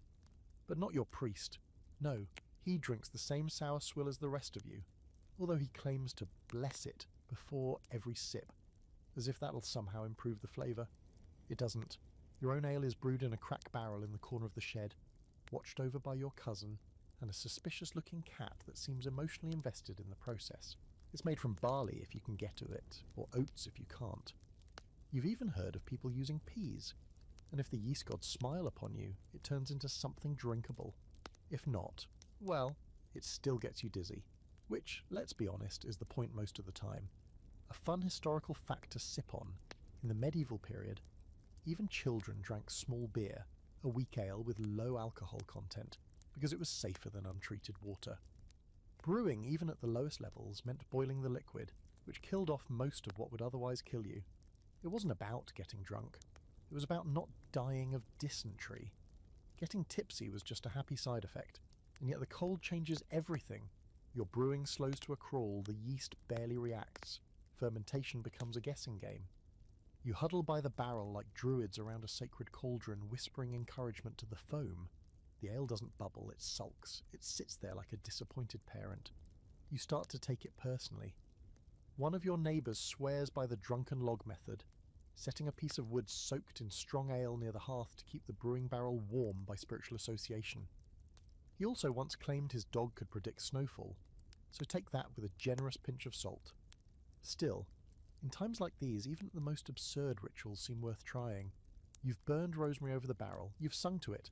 Your sister tried complimenting it. Nothing worked. But every so often someone manages to unearth a hidden stash. A sealed jug buried in the snow behind the barn. A forgotten skin tucked under a floorboard. You'd think they'd drink it in secret. But no, these rare finds get shared reverently in small wooden cups passed around the fire. Not because you're generous, but because it feels wrong to keep something that good to yourself. Like hoarding a blessing. Of course, not all drunkenness is joyful. With the ale frozen and food low, tempers rise faster than the fire. Your aunt and uncle had a screaming match last night over a missing mug. It ended with him swearing he'd sleep in the shed, which lasted exactly 5 minutes until the wind hit him. He slunk back in without a word, and no one mentioned it. That's the rule. We fight, we stew, we drink what we can, and we do not talk about it later. There's debate among the villagers about how much drinking is too much. The priest preaches moderation. The tinker says moderation is for people with options. Your grandmother says if you can still walk straight, you haven't had enough. You say nothing, just nurse your cup and hope it warms your stomach enough to forget the cold in your bones. Some nights you drink to remember. A summer dance, a spring bonfire, the taste of berries. Other nights you drink to forget. The ache in your legs, the food that's gone, the friend who didn't make it through last winter. That last one hits hardest when the ale is strong. Tonight someone cracks open the emergency jug, sealed in wax and hidden since harvest. It's rich and dark, almost syrupy, and smells like something you're not sure is entirely legal. You take a sip, it tastes like courage. Everyone toasts. No one says what they're toasting for, but the silence feels understood. A shared wish, a shared need. You sit a little closer to the fire. The snow howls outside, but you barely hear it. Butter snores, the goat farts, and the candle on the table leans like it's trying to eavesdrop. For now, the barrel is thawing, the ale is flowing, and you feel just warm enough to believe spring might come back someday. There's no such thing as a snow day when you're a medieval kid. No sledding, no hot cocoa, no blissful announcement that school's been cancelled, because there is no school to cancel. You wake up groggy and stiff, still wearing the same clothes you slept in, because everyone sleeps in their clothes, and the first thing you hear is your mother's voice calling your name, not sweetly, not gently, just loud enough to cut through the cold air like a blade. Get the goat off the table. Your job starts before your feet hit the floor. The cottage is still dim. The fire has slumped into a half-hearted glow, and your breath clouds in front of your face as you sit up. You stretch, hoping someone else will deal with the goat. No one does. Butter the pig grunts in solidarity as you shoo the goat down with a stick, which she tries to eat. Then it's chores. All war, always chores. You carry wood from the stack, what's left of it. You fill buckets with snow to melt over the fire. You check the henhouse for eggs, unlikely, and if there is one, you treat it like it's made of gold. You help stir the pottage. You haul chamber pots outside if the path's not too frozen. And when there's nothing else immediately falling apart, you spin thread, or scrape hides, or sweep, or listen to your older relatives yell about how you don't know what real work is. All before breakfast. And breakfast, by the way, is probably yesterday's pottage with some stale bread scraped across the surface like garnish. Unless it's a special day, then it's just pottage with extra turnip. You're tired, everyone's tired. But the rule is simple. If you can stand up, you can work. The littlest ones get away with curling up by the fire and playing with carved toys or bits of string. But as soon as your hands are strong enough to hold a knife or a bucket, you become part of the system. One great creaking smoky survival machine. One historical truth. Medieval children weren't babied. They were smaller adults, expected to contribute from as early as age 5. Girls learned to spin, cook and mind their younger siblings. Boys carried water, fetched kindling and helped in the fields when they weren't buried under snow. There were no snowball fights unless someone accidentally threw one and got smacked for wasting time. That said, kids did find ways to be kids. You sneak joy into the cracks between chores. Short races to the well, quick snowball ambushes where no one's looking. Little games played with pebbles and carved bones. Your favourite is Freeze the Fingers, a deeply stupid game where you stick your hand in the snow and see who can last the longest. You've lost every time. Your brother has nerves of iron and probably brain damage. There's one weird game that's only played in winter, during the long dark evenings when the chores are done and the fire still burns bright. It's called Shadow Hunt. One person stands near the fire and makes shadow creatures on the wall. Owls, wolves, giants, whatever your fingers can shape. The rest of you guess what they are, and if you guess wrong, you have to crawl under the table and stay there until someone rescues you with a candle. No one remembers who invented it. It's weird, slightly terrifying, and absolutely sacred. You've carved a toy yourself, a little horse with crooked legs whittled from a scrap of wood. It lives under your sleeping mat, and you pretend you don't care about it, but you'd fight anyone who tried to take it. You gave it a name last winter, Sir Trottalot. He's brave, he's fast. He has survived the rat incident of last March and the Great Soup Spill of August. He is technically the longest-lived horse in the village. There's debate among the grown-ups about whether children should be allowed to play at all during winter. Some say it keeps spirits high and helps them grow strong. Others say it's a waste of food to let idle hands burn energy on nonsense. You hear arguments all the time. Your mother says laughter warms the blood. Your father says you laugh too much for someone who hasn't finished splitting kindling. You're not even sure how old you are. Maybe 10, maybe 12. Birthdays aren't exactly an event when you're a peasant. They blur together. Your grandmother thinks you were born the same year the river froze so hard it cracked the bridge. Which narrows it down to several options, and don't even get started on clothes. You wear your older brother's hand-me-down tunic, now several inches too short and patched at the elbows with bits of sackcloth. Your shoes are made from leftover leather and held together with twine and willpower. You haven't felt your toes since last week, and yet somehow the pig's blanket is nicer than yours. Still, there's something special about winter, even with all the misery. The way the icicles sparkle in the morning sun, the sound of snow crunching underfoot when it's fresh and untouched, the shared giggles when the priest nearly slips on his way to mass. You may be exhausted, underfed and sore in places you can't name, but you're also oddly alive. One of the stranger facts about being a child in winter is that you grow up faster, not just in chores or expectations, but in your mind. You learn to observe, to stay quiet when the grown-ups argue about food, to nod when someone says things will be better next month, even if you're not sure they will. You learn which relatives are generous and which are cruel. You learn who hides snacks and who shares. You learn what fear feels like, not from monsters or bedtime tales, but from frostbite, fevers and silence. But you also learn joy, tiny, fierce joy, like the warmth of your sibling's foot pressed against yours under the blanket, or the first spark of the fire in the morning, or the sharp, glorious crack of a frozen log splitting clean in two under your axe. It's all survival, but it's also life. Tonight you and the other kids huddle near the fire, whispering about the shapes in the shadows. You make up stories about the wolves and the moon and whether the sun forgot where your village is. The grown-ups are drinking weak ale and pretending not to listen. The pig has claimed the best spot by the fire. Again, you look at the flickering candle. You look at your little horse. You pull your blanket up to your chin and pretend it's armour. Tomorrow there will be chores, and cold, and soup, and snow, but tonight you're still a kid, and that matters. You hear him before you see him. A soft jingle, like coins in a leather pouch, followed by the crunch of boots on snow and the low thump of a walking stick. It's not a sound you expect in the dead of winter. Not now, not when the roads are frozen solid, and even the wolves seem to have hunkered down. You push aside the shutter and squint into the late afternoon gloom, blinking away the glare from the snowdrifts. There he is, just a silhouette at first, hunched and bundled, a sack slung over one shoulder, the faintest trace of smoke rising from his breath. A stranger. He's coming into the village from the east road, the one that barely qualifies as a path this time of year. Only the most determined, the most desperate, or the most foolish travel in a storm like this. But here he is, picking his way past the snowbanks, boots caked in ice, eyes shadowed beneath a wide-brimmed hood. By the time he reaches the centre of the village, a small crowd has gathered, more from curiosity than welcome. Strangers in winter are rare, too rare. They bring questions and danger and sometimes opportunity. He calls himself a tinker, which you already guessed from the clanging of pots and pans hanging off his pack. His voice is rough, foreign, the kind of voice that sounds like it's eaten a few winters raw. He says he's got wares to trade. Needles, thread, belt buckles, a chipped mirror, even a small vial of something that smells vaguely like rosemary and sin. The adults gather around, eyeing his wares like wolves around a butchered deer. And he brings stories. Oh, so many stories.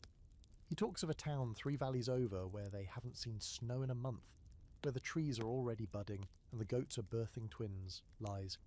Probably. But you lean in anyway, because the way he says it, so vivid, so certain, you can see it.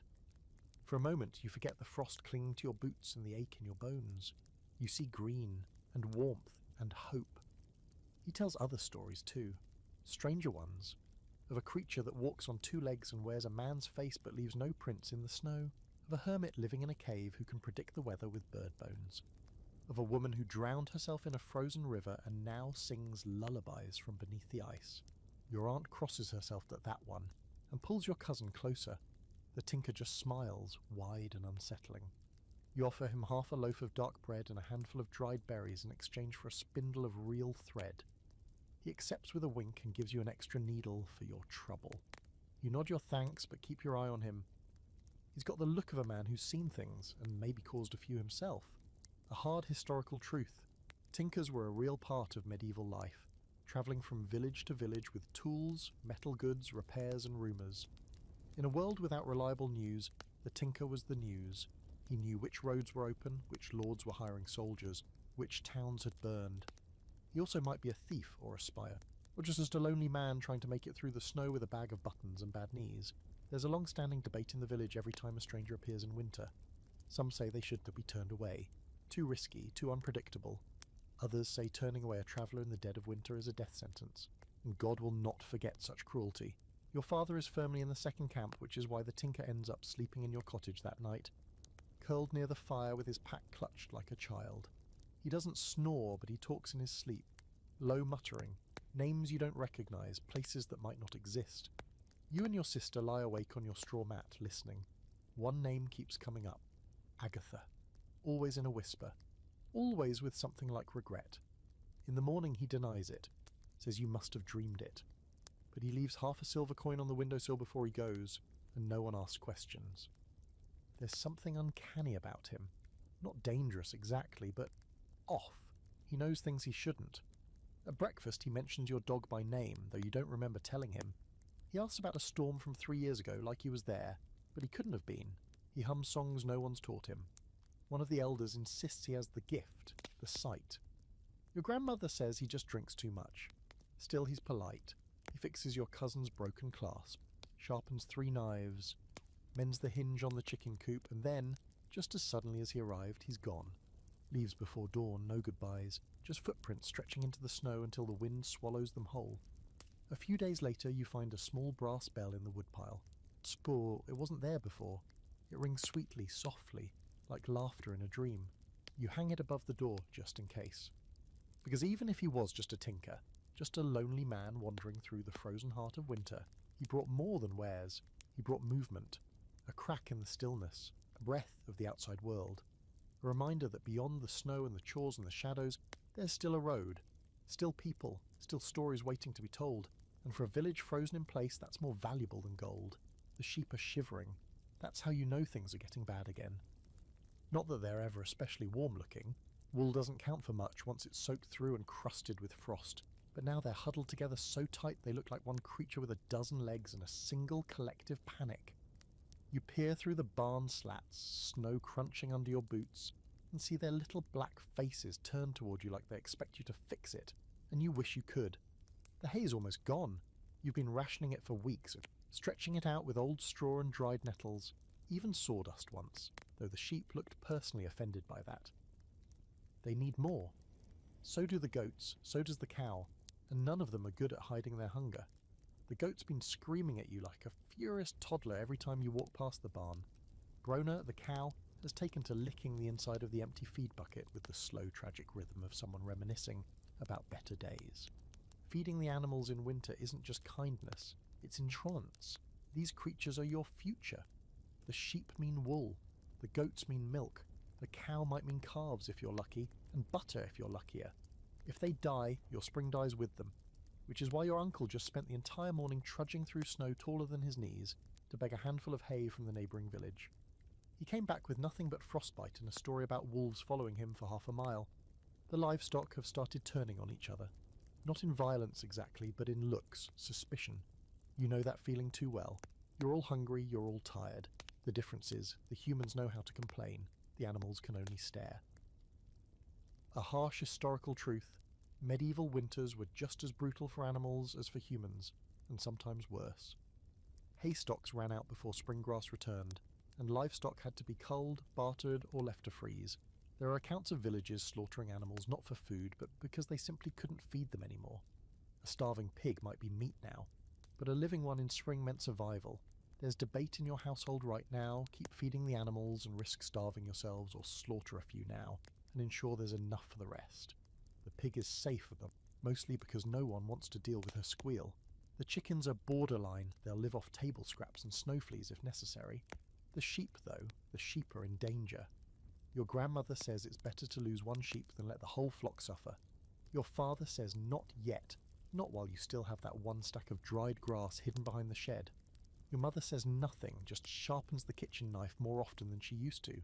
You pretend not to notice. And then there's the calf.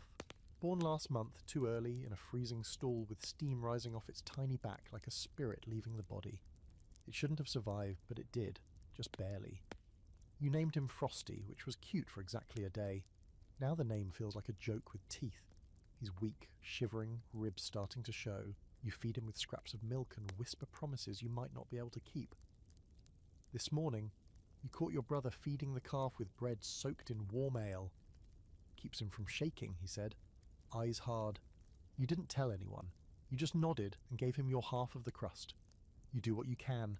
Braid straw into bundles, scrape moss from the sides of old fences, mix boiled tree bark into the goat's feed. You saw someone in town try to feed his horse a stew made of oats and boiled wool. The horse didn't make it. The stew weirdly did. Meanwhile, your hands are raw from breaking ice in the water troughs. You go out 3 times a day to chip away the surface. Your fingers numb through the gloves you patched 3 times already. The animals crowd around you as you work, their hot breath forming little clouds, their eyes wide and too human. Sometimes you talk to them just to fill the silence. Sometimes you sing, though you're not sure why. One strange village belief that animals understand human speech best in winter. that the cold thins the veil between creature and soul. Your cousin once said the cow thanked her for an extra scoop of feed. Your neighbour swore a goat predicted a frost. You don't believe them, not really, but when Brona looks at you like that, big dark eyes wet and heavy, you start to wonder. You remember a story your grandmother told last winter, of a farm where the animals spoke on midwinter's eve, not just words, but full conversations, prophecies even. They warned the farmer of an avalanche, he ignored them, died 2 days later. Moral of the story? Always listen to your animals, and maybe don't anger the spirits of frost. Tonight the family holds a quiet council near the hearth. No yelling, just the steady, exhausted rhythm of people who've been through this before. 2 sheep will go, no names are speaking. You pretend to sleep while they talk, but you know which ones they mean. In the morning you help, you don't cry, you've done this before, and you'll do it again. It's quick, it's quiet. You thank them because your grandmother taught you to. And when it's done, you go back into the house, hands red, face blank. The fire feels different that night, like it's burning in honour of something. You eat well for the first time in weeks, broth thick with meat and fat that coats your lips and makes you feel human again. No one says much, you just chew, swallow, breathe, and then you take the bones, clean and white, and bury them behind the barn under the snow. Not because you have to, because it feels right. You go back inside, the calf is sleeping, the goat is chewing something she's definitely not supposed to. The sheep are quiet, huddled together like one. They made it through another day. So did you.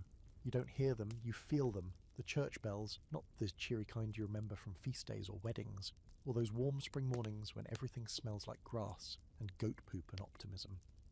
No, these are the cold bells, the winter bells, slow, echoing, mournful. They throb through the village like distant thunder or the sound of your own heart, when it's beating too hard and you're trying to pretend everything's fine. You glance toward the church steeple, the only stone structure for miles, its roof slanted like it's trying to shoulder the snow away. The bell tower looms against a grey sky so dense you're convinced it's pressing down on the world. That low, metallic clang cuts through the fog and the silence and the routine, and everyone freezes for just a second, like someone's pulled a string tight across the whole village. Someone's died. No one says it out loud. They don't need to. The bells only ring like that for death or disaster, and winter's not generous with alternatives. You're outside, splitting kindling with numb hands, and you rest the axe against a tree stump as you listen. 1 toll, 2, 3, then silence. You count them because that's what you're supposed to do, 1 ring for each year of age. This one is short. A child then, probably the baker's youngest. She'd been coughing hard for weeks. You swallow the lump in your throat and start chopping again, not because you're heartless, but because someone still needs to make sure the fire doesn't die. The bells echo in your bones for the rest of the day. In this village, the church isn't just a place of worship, it's the nerve centre. The warning system, the place where you go when you've got nothing else to give but prayer, or tears, or storments. Even if you're not especially devout, and if you're being honest, most people aren't in any deep theological way, you still go. You kneel when told. You mumble the Latin even though no one speaks it. You cross yourself and bow your head and stand in the flickering candlelight while the priest mumbles about mercy. Because it's not really about understanding, it's about presence.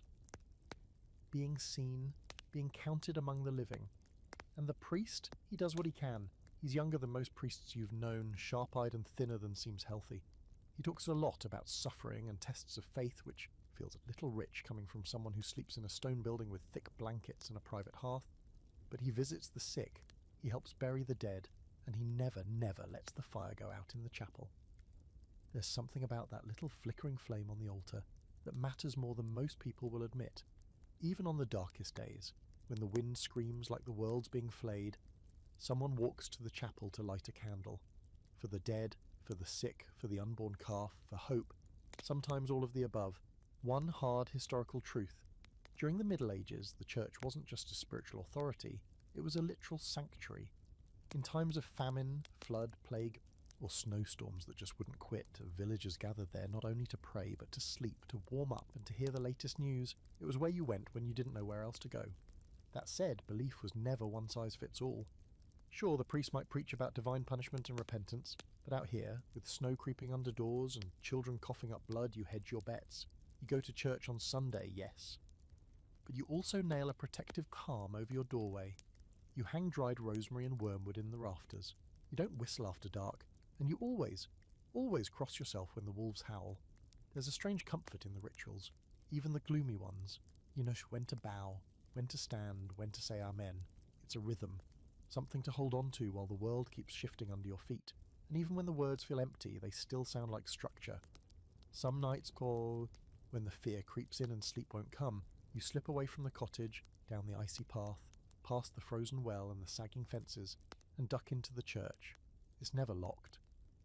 The priest says that God's house should never be closed, though you suspect it's also because the door warped in the last storm and won't latch properly. Inside it's always cold but somehow still warmer than outside. You sit in the back, wrapped in your cloak, staring at the flickering altar. Sometimes you pray, sometimes you just sit, breathe, listen. There's a silence in the church that feels different from the silence in your cottage. Less sad, more held. One of your neighbours says he hears voices in the church walls at night. Whispers. You think he just drinks too much ale, but sometimes, when the wind pushes through the cracks just right, it does sound like someone singing. Not clearly, just beneath the edge of hearing. There's always debate, of course. About why the winter's so harsh. About whether the sickness is punishment or misfortune. About whether the bells are a sign or just tradition. Your uncle swears we're being punished for letting the tinker sleep indoors. Your cousin says it's because no one fasted on St. Wilfrid's Day. Your grandmother just grumbles that people have been dying every winter since before we had names for it. And still the bells ring. Later that week, another set, 4 tolls. This time it's old Ida. She was half frozen already. She'd stopped speaking days ago. They found her curled in her chair by the fire, smiling faintly, like she'd just remembered something from long ago. At her funeral, the priest says she's with God now. Everyone nods. You wonder if that's true, or if she's just free, from the cold, the coughing, the endless scraping of days. After the service, you stand by her grave with the others, boots sinking into slush, and you stare at the freshly packed snow piled over her body. The wind picks up, the trees groan. Somewhere in the distance the wolf howl returns, low and slow. You cross yourself. You're not sure why, but it feels right. Back home, the fire crackles. Your family is gathered close. You can still hear the echo of the bells in your chest. You survived another day, but you've lost another name. The list grows shorter, and the winter grows longer. You don't want to leave the village in winter. No one does. The roads, if you can still call them that, are buried in snow and lined with ice-slick ditches just waiting for a careless foot. The paths are narrow, slippery, and suspiciously quiet. But sometimes you have no choice. A cow goes into labour and the healer is 2 hills over. A message must reach the manor. Someone dies, and the priest has to carry word to the monastery for burial records. Or maybe you're just desperate. For salt, for medicine, for hope. And so you go. You always travel in pairs. Alone is suicide. The cold can make you lose direction even when you're walking a route you've taken 100 times. Snow smooths out landmarks, turns trees into ghosts, makes the familiar seem foreign. You could step off the road by an inch and end up wandering in circles until your legs give out.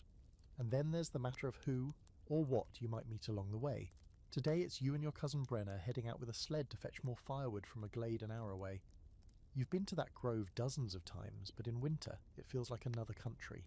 You bundle up in every layer you own, your feet wrapped in rags and your face wrapped in wool, and you clutch a crude walking stick like it's going to fight the cold off for you. The wind is worse beyond the village. It slices through your cloak like a knife, howling between the trees, screaming over open fields. The snow crunches under your boots, sharp and dreek, the kind that sounds like bones breaking. You keep your eyes down, one step in front of the other, the rope of the sled biting into your glove as you drag it behind you. You pass the place where the fence used to be. The posts are gone now, buried deep or rotted through. Someone's glove lies frozen to a tree stump, curled as if it still holds something. You say nothing, just keep walking. One hard historical fact. In winter, travel was not just difficult, it was dangerous in the extreme. With limited daylight, treacherous conditions, and the constant threat of bandits or wild animals, most medieval peasants stayed put unless necessity forced them to move. Roads weren't cleared, maps weren't helpful, and getting lost meant death. Simple as that. As you walk, Brenna tells you a story. She always does. Something about a traveller who got turned around in the snow and ended up wandering into a fey village, feasting with them for what felt like one night. When he returned, 100 years had passed. You ask her if that's what she's hoping for. She says only if they serve hot soup. There's an eerie beauty to it all. The forest is silent but alive. The trees groan under the weight of snow, bending like they're whispering to each other. Icicles hang from the branches like the teeth of giants. You stop once, just to listen, and the silence feels thick, almost holy. Then you hear something move, just a crunch, probably a squirrel, maybe a fox, but neither of you say anything for a while. The glade, when you reach it, is frozen over. The wood is buried, but you know where to dig. You start to pile branches onto the sled, checking each one for rot. Your hands are so cold you can't feel your fingers, but you keep moving, keep working. The trick isn't to stay warm, it's to stay busy. Then on the way back you see the tracks. They cross the path at an angle, deep, deliberate, not hooves, not claws, boots, human, and fresh. You look at Brenna. She's already dropped her end of the sled. There shouldn't be anyone else out here. You follow the tracks for a few steps. They curve off into the woods, then vanish where the snow drifts deeper. You don't call out. You don't want an answer. You just glance at each other and turn back toward the village, picking up your pace. Here's a fringe belief that creeps in during winters like this, that not all travellers are alive. Some of them, they say, are spirits that walk the roads repeating their final journey. Some are fey, appearing human until you speak to them and then they smile with too many teeth. And some are something else entirely, older than stories, drawn to movement in the snow like wolves to blood. You once heard of a peddler who went missing a dozen years ago, disappeared between two villages during a storm. They found his sled 6 months later, perfectly intact but frozen in a tree like it had grown there. No one talks about it anymore, but the tree's still there, you've seen it. Closer to home, you hear bells, not church bells, smaller, a single jingle, like the kind worn on a horse's bridle or stitched to a performer's cloak. You stop, hold your breath, strain to hear. Nothing, just the wind. Brenna says, "Let's walk faster, but walk faster." You don't argue. When you finally see the rooftops of the village again, you let out a breath you didn't realize you were holding. You walk faster, not quite running, but not strolling either. The sled drags behind you, creaking under the weight of frozen wood and undead fear. You make it home before sunset, barely. The animals are quiet. The children are quiet. The whole house feels like it's waiting for something to arrive. That night, your uncle returns from the next village over. His face is pale. His lips are cracked. He says he passed a man on the road. Tall, wrapped in black. No face visible. The man said nothing, just raised a hand and pointed toward the woods. Your uncle didn't follow the direction. He just walked faster. There's debate at the hearth about whether he imagined it. Your grandmother says spirits walk more freely when the snow is deep. The priest says God tests us with shadows. The healer says it was probably just a traveller from the next village. But no one goes out the next day, not even to the well. And the tracks in the woods? They're gone. The snow covered them overnight, as if nothing ever walked there at all. The fire burns low and the night stretches long. So someone always says it. Let's tell a story. It's never a question, more like a ritual, a rite as old as winter itself. The kind of tradition that crawled out of some primal part of you, back when people still slept in caves and kept saber-toothed skulls for decoration. The chores are done, the snow's climbing the window, and there's nothing left to do but wait out the darkness. So yes, a story. You all settle in, the family, the animals, the odd guest or two, drawing close like moths to the only glow left in the world. There's logs snap, the pig snores, and the candle on the table flickers as the first voice begins. You never know which story will come out first. Sometimes it's the old favourites, the ones you could recite with your eyes closed. Sometimes it's something new, something wild that spills out of someone's mouth before they even know they're saying it. Tonight your cousin begins. Her voice is low, scratchy, dramatic. Once, in a village swallowed by snow... Yes, perfect. The tale begins, and so do the gestures. Fingers swoop like bats as she describes the white bears with eyes like lanterns. Her face contorts as she speaks of the Ice Witch, who kidnapped children and turned their hearts to icicles. Everyone leans in. Even the goat stops chewing for a moment. You've heard this one before, but it doesn't matter. The telling is half the magic, because the story isn't just a distraction, It's a spell. It lifts you out of the cottage and into a world of forests that whisper your name, rivers that sing, and skies full of glowing beasts.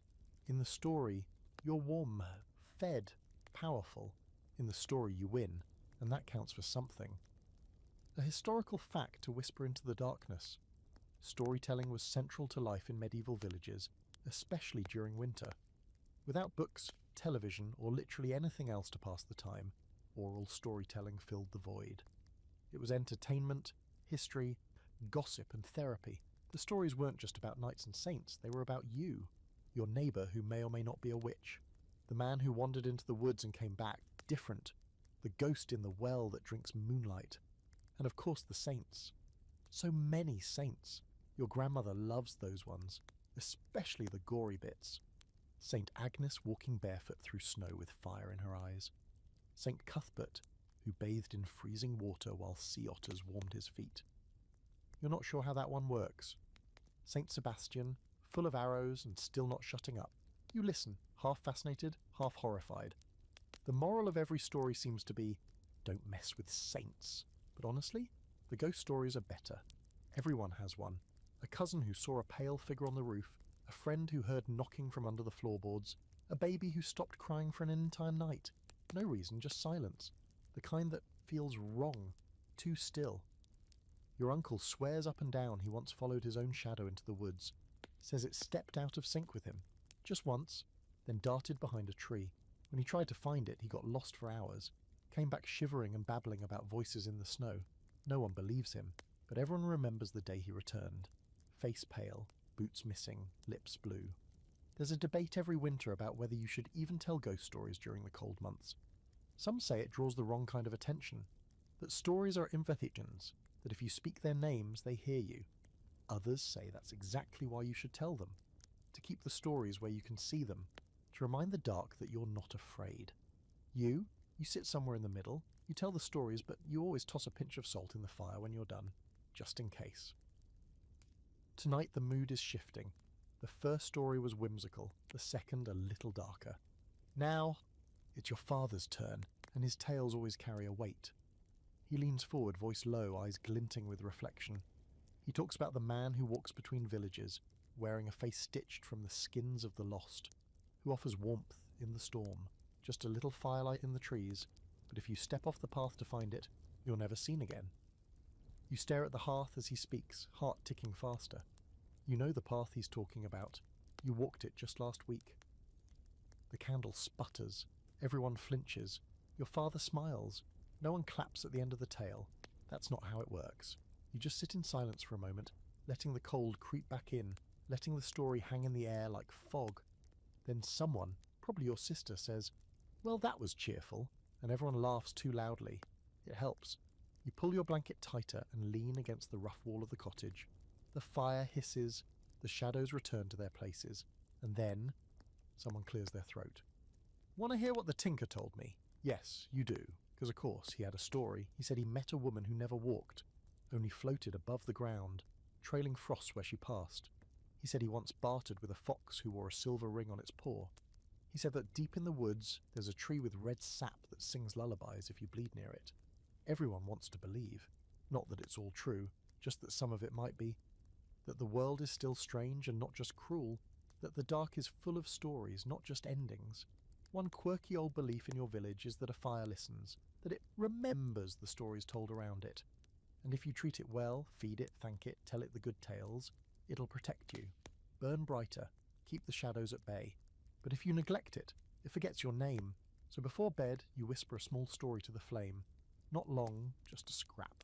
A memory of sunlight on a haystack. Of laughter in the field. Of warmth that didn't come from wood. The fire flares just a little. The goat farts, and the spell breaks. Sleep comes not like a blanket, but like a story you've heard 1,000 times. The kind where you already know the ending, but you still want to hear it again. Because you made it through another night. And the story's not over yet. It starts with a tingle, a dull ache at the edge of your toes as if they've been pinched too hard for too long. Then comes the burning, needle-like jabs that make you grit your teeth and stamp your feet, praying the pain will wake them back up. You rub them, pound them, wrap them in old cloth, but nothing helps. They're turning purple now, black at the tips, and you know what that means, even if no one wants to say it out loud. Frostbite. The healer says it gently, she always does. Her voice is soft, like straw brushing skin, but the news lands like an axe. Your sister stares down at her foot, the colour wrong and the skin shiny in a way that looks almost fake, like wax. She says she can still feel it, but you both know that's a lie. That toe hasn't twitched in days. It's not just her. Your uncle's fingers are starting to go too. He dropped a bucket by the well last week and fished it out barehanded. By the time he got back inside, his skin looked boiled. He hasn't complained, but you saw him bite through a leather strap yesterday just to keep from screaming. The cold doesn't just punish, it invades. Finds your weakest parts, extremities first, and claims them. A toe here, a finger there, lips that crack so deeply they bleed when you smile. Noses that feel like brittle parchment. Every exposed inch is a target, and no matter how tightly you wrap yourself, it finds its way in. That's where the remedies come in. Some are practical. You soak your limbs in lukewarm water, not to hot. Hot makes it worse. You rub with cloth gently, even when every instinct tells you to slap feeling back in. You try to keep moving, keep blood flowing, though walking on dying toes is agony. You rotate the sick near the fire like loaves of bread, hoping some warmth will stick. But then there are the other remedies. Your grandmother swears by goose fat. Slather it on thick and wrap the limb in muslin. She once claimed it saved her cousin's nose, though nobody remembers the cousin, or whether she still had a nose when she died. Your neighbour uses onions, sliced thick and laid on the skin like a bandage, followed by a poultice of garlic and vinegar. The house smells like a cursed stew, but he insists it works. You tried it once. Your foot burned like it was being cooked from the inside out, and the goat wouldn't stop licking you. One fringe method making the rounds this winter. Urine, human or animal. Your aunt says it's sterile and warming. Your cousin tried it in desperation. Now no one sits next to her. The frostbite didn't improve, but her pride froze clean off. You hear whispers of more extreme measures. Cutting, cauterizing, biting the tips off before the rot sets in. The blacksmith supposedly did that into his own toe, with a heated chisel 2 years ago. Still walks, limping, but are proud. You've never confirmed it. No one wants to see a hard historical truth. Frostbite was often fatal in the medieval world, not because the cold killed, but because infection did. Once the flesh started to die, gangrene followed, and with no antibiotics, amputation was the only hope. If you were lucky, the local barber had a steady hand and a hot iron. If not, well, you'd better make peace with the gods. All of them. Your family avoids that talk. No one wants to bring out the blade. Not yet. Instead, you rely on hope and fire, and whatever unholy mixture the healer brews up in her cracked clay pots. One of them smells like fish and mint. Another hisses when poured. You don't ask questions. You just rub it on and pretend it's helping. There's debate in the village about whether frostbite is a punishment or a curse. The priest says it's nature's justice. Stay inside and you'll stay safe. Easy for him to say, wrapped in furs donated by wealthier parishes. The healer insists it's imbalance. Too much cold, not enough blood. She prescribes hot drinks, slow walks, wool stuffed into every fold of your clothing. The old shepherd says it's ghosts nibbling at your feet. They start with toes, he mumbles, then move up the spine. You laugh, but you also started sleeping with garlic under your pillow, just in case. The mental toll is worse than the physical. You start obsessing over your toes, your fingers. Is this one numb? Has that one darkened? You check them constantly, peeling off layers to inspect your skin like a gardener hunting rot. You dream of losing your hands, of them crumbling like old bread. You wake up clutching them, breathing into your palms, praying they still belong to you. Today your sister's toe turned black. Really black, not just bruised, like charcoal. She didn't cry, just stared at it, said, "I don't think it's mine anymore." That's what scared you most, how calm she was. Like the cold had already claimed part of her soul and she was just waiting for it to finish the job. You tried to make her laugh. You told her she could sell it to the tinker. He trades in unusual goods, you said. Toe could buy a dozen needles, she smiled thinly, said she'd want interest. Tonight you rub your own feet again, sitting by the fire, feeling for pain for anything. The goat, ever oblivious, climbs into your lap, knocking your cup over. Warm ale spills across your shins. You hiss, then freeze. Heat. You feel it. Not just numbness or tingling, but heat. Actual stinging, painful heat. You could cry with relief, because in winter, pain is a mercy. Pain means you're still here. You look over at your sister. She's asleep. One foot propped near the fire, bandaged and shiny with goose fat. You don't know what tomorrow will bring, if that toe will make it, if the healer will nod that slow, final nod that says, prepare the blade. But for now, she's breathing. You're warm. And the wind outside sounds more like a lullaby than a warning. That's enough for tonight.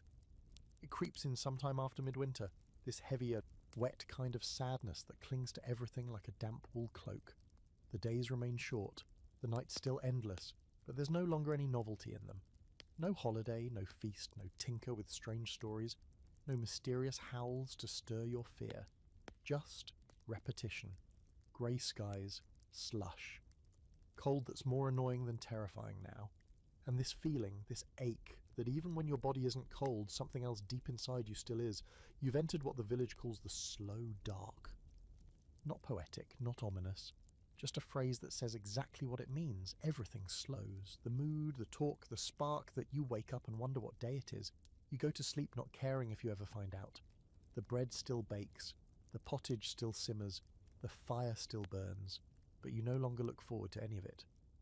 Even Butter the pig stops trying to steal things and just lies there, listless, blinking slowly like someone hung over from nothing at all. You're not seeing? Not exactly. You're not weeping or sighing or taking long walks to think. You're just dull, frayed, like a knife that's lost its edge. You speak in half sentences. You laugh at things without knowing why. You cry in your sleep and wake up without remembering the dream. This happens to everyone. Your cousin hasn't left her bed in 3 days. She says she's conserving warmth, but you've seen her just lying there, eyes open, staring at the ceiling, like it's asking her questions she doesn't want to answer. Your uncle, usually the loudest man in the room, hasn't told a single joke in a week. Your sister stopped singing. Your father started talking to the fire again. You know better than to call it laziness. This isn't a matter of willpower. This is the winter inside you, not the one outside. This is what happens when your body has run out of sunshine, your spirit has run out of song, and your heart has forgotten what colour looks like. This is medieval depression. And nobody's invented a word for it yet. Back then they called it melancholy. The old healers said it was caused by an imbalance of black bile, one of the 4 humours. Too much of it, and the body slumps, the eyes dim, the thoughts get stuck in a loop of despair.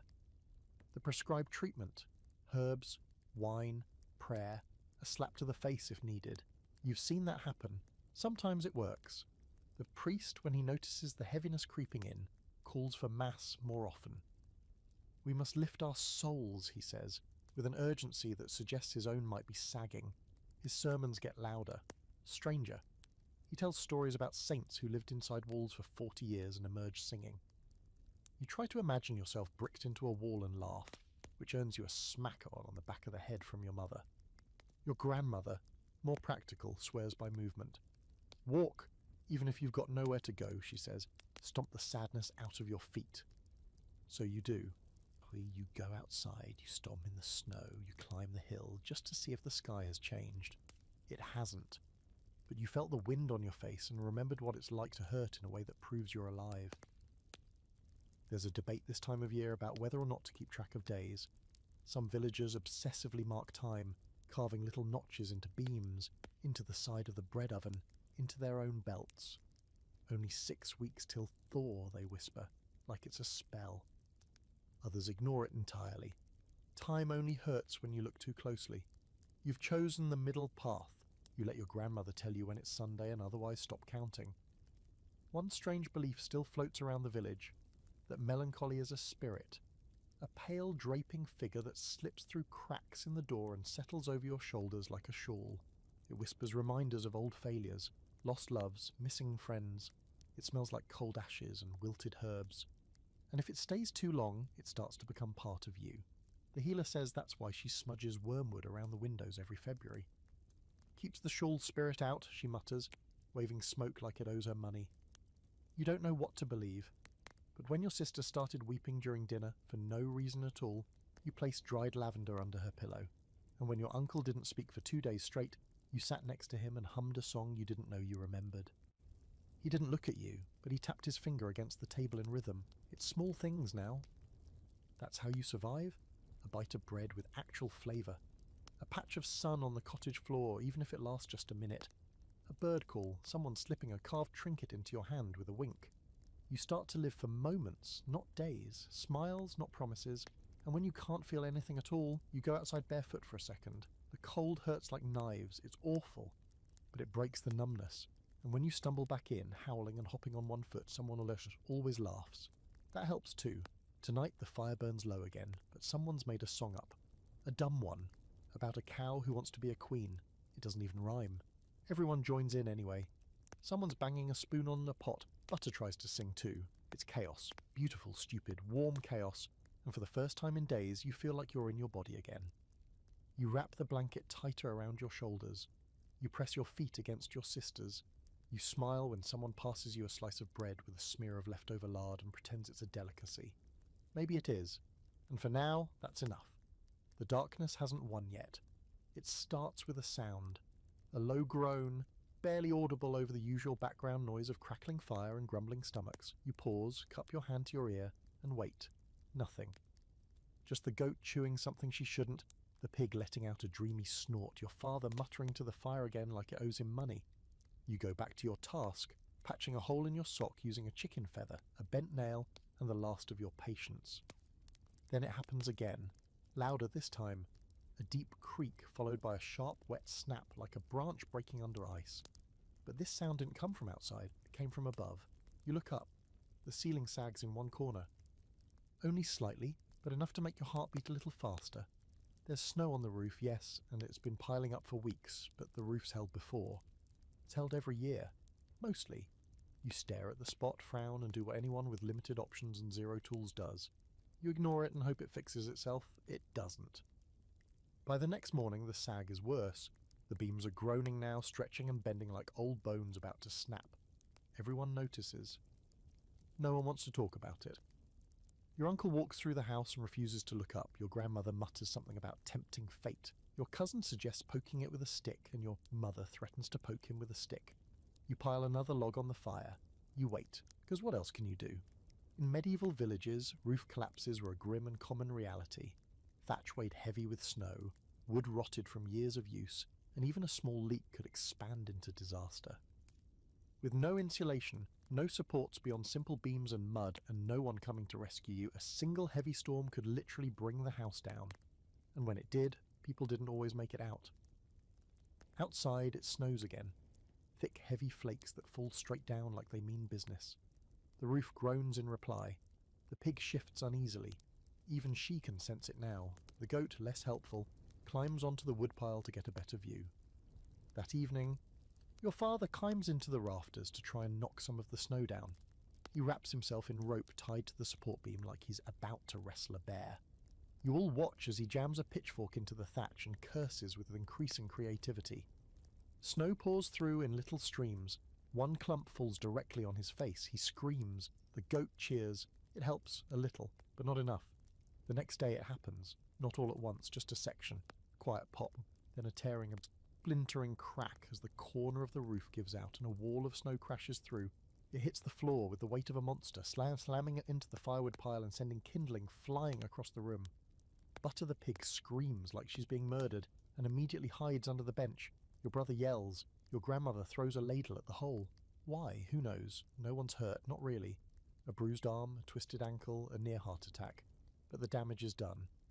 The roof's open to the sky now, cold air rushing in like an angry guest, snow dusting the table, the floor, the bedding.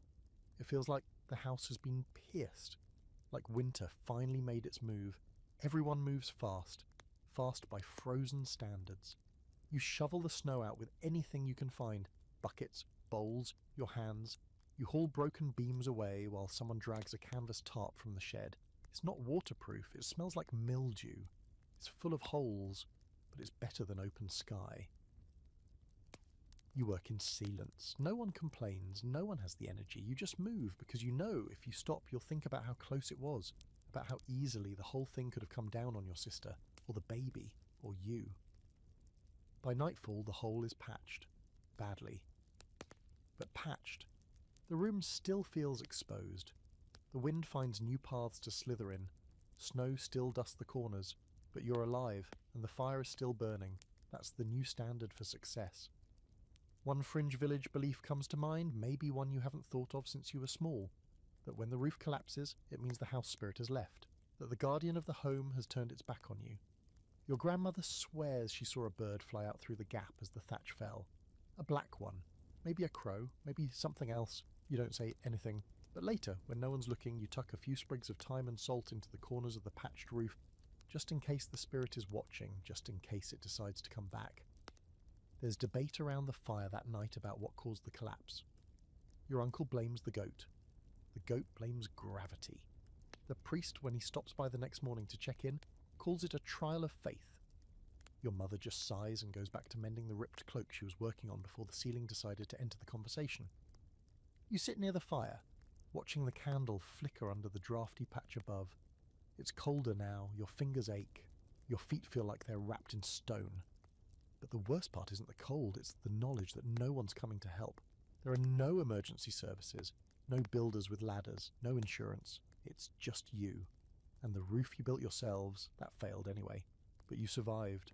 So you do what medieval villagers always did. You adjust. You move your bedding away from the weak corner. You pile snow against the outer wall for insulation. You hang a pot from a new hook and call it a redesign.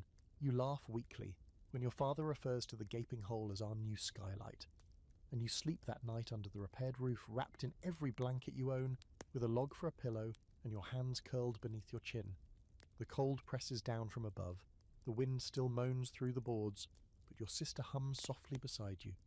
And the pig has settled into a suspiciously content snore. And the roof, what's left of it, holds for now. You wake to a drip. Just one at first. A soft plink in the bucket near the fire where snowmelt usually gathers. You blink, disoriented, wrapped in your nest of wool and straw, unsure whether it's a dream or something real, until it happens again. Plink. You sit up slowly, neck stiff, limbs sluggish, and there it is, a faint shimmer of moisture running down the inside of the patched roof, catching the early light. Something is different. You feel it before you see it. The air isn't quite as sharp. Your breath clouds less. The cold still lingers in your bones, sure, but it's no longer pressing down like it's trying to squeeze the life out of you. There's a softness to it now, a subtle shift. You slip out from under the blankets and press your palm against the wall. It's still cold, but it's not biting. Could it be? You tug open the warped wooden shutter and peer out. Snow still covers the ground, crusted and uneven, but something's happening to the edges. It's melting, just a little. The eaves drip. The thatch glistens. A black patch of earth peeks through near the pig pen, like the land itself is taking a breath. The sky, while still grey, is lighter somehow, less angry. Spring is not here, but it's closer. You bolt for the hearth. No shoes, no care. You shout to your mother, to your siblings, to anyone listening, it's dripping, and that's all it takes. Everyone knows what you mean. In this house, in this village, a drip means change. A drip means hope. Soon the whole cottage stirs. The goat headbutts the door. The pig snorts and knocks over a pail. Your father lets out a loud, sleepy laugh, the first one in weeks. Your grandmother, still wrapped in 3 shawls, sits up and mutters, "Careful. A trickle of warmth is how winter tests your gullibility." But even she can't stop smiling. There's a saying in the village, winter breaks before it bends, meaning the first signs of relief often come after the harshest stretch. You don't let your guard down yet. You know better. The snow will fall again. It always does. The worst storm often arrives after the first thaw, angry and spiteful like a king being dethroned. But this morning, it feels like a truce. The animals feel it too. The chickens, who've spent weeks barely moving, are scratching half-heartedly at the packed dirt. The sheep are bleating again, not in panic, but in hunger, in life. The calf takes a few clumsy steps and doesn't immediately fall over. Even Brona, the cow, lifts her head and lets out a noise that might actually be a moo instead of a sigh. There's still a mountain of problems. The roof still leaks, the hay is still low, the baby still has a cough. But when the air lightens, everything does. The slowness that's been choking you for weeks lifts slightly. You move faster, talk more, think forward. Your cousin finds an old jar of berry preserves and insists on sharing it like it's a feast. You eat it slowly, reverently, as if fruit might never grow again. It's too sweet, a little fermented, and absolutely perfect. You lick the spoon, then the inside of the jar, then you pass it around. It's in that moment, all of you laughing and sticky-fingered and sitting on the damp floorboards, that you notice it.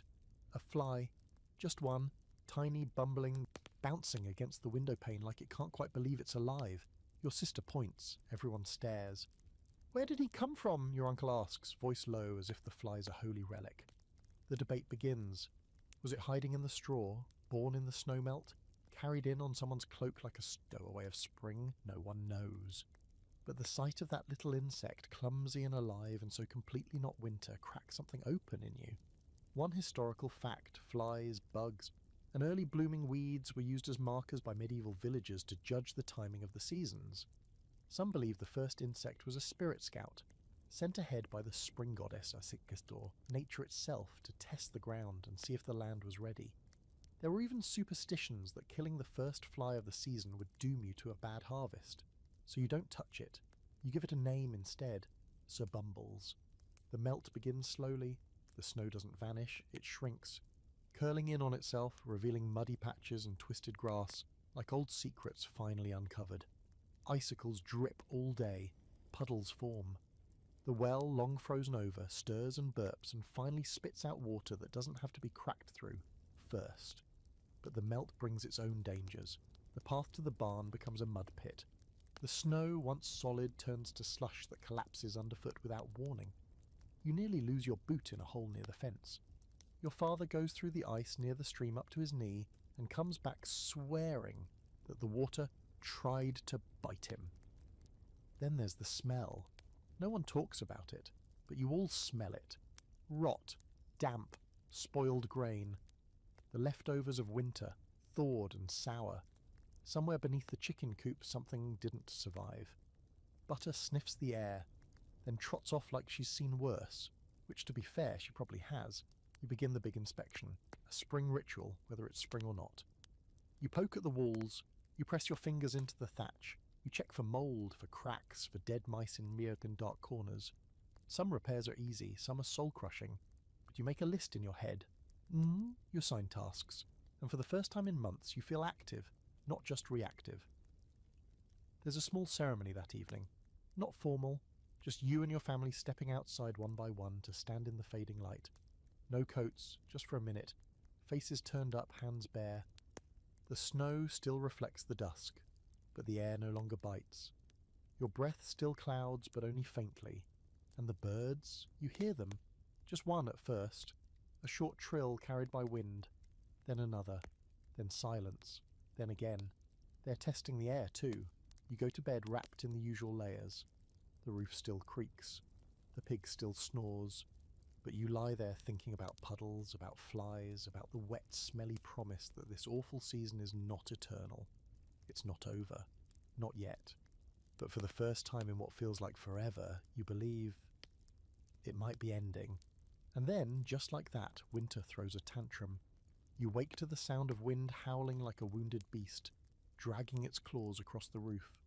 The sky outside is white, not gentle snow, not a quiet flurry, but a blinding, furious wall of ice slicing sideways across the village. Everything groans, the trees, the beams, even your father when he tries to sit up. Your sister mumbles something about betrayal. You don't disagree, you'd been tricked, fooled by the melt, seduced by the dripping eaves and hopeful puddles. You named a fly, for heaven's sake. You celebrated. You tasted jam, and winter saw it and laughed. Now it's back with a vengeance. This storm isn't soft and heavy like midwinter snow. It's sharp, angry, the kind of cold that doesn't just sneak under your clothes. It jumps down your throat and sets up camp in your lungs. You open the shutter for a second and nearly lose your hand to the wind. The snow is horizontal, the trees are blurred silhouettes. Visibility is about 3 goats long, and Butter refuses to go outside, which is always a bad sign. Inside, you try to act normal. You go through the motions, stir the fire, check the animals, organise the straw pile like you're doing more for fun. But the tension is thick. It presses down from the rafters like a second roof. Everyone moves slower, talks quieter. The storm makes the whole house feel like a trap. The roof patch from the last collapse starts leaking immediately. The snow forces its way in through the old seams, seeping under the tarped corner and dripping into bowls that quickly fill. You scramble to add more buckets, more rags. You jam moss into the gaps with frozen fingers. It's all panic and patches now. You're not even trying to win, just delay the loss. The animals are miserable. The goat screams non-stop, then sits dramatically in the corner like she's given up on life. Brona kicks over her water bucket, then acts offended when no one refills it. The chickens huddle in a tight, furious ball. The pig, who usually hogs the warmest spot by the hearth, is shivering under the table. Even Butter's snout has frost on it. You toss her a blanket and pretend not to notice when she wraps herself in it like royalty.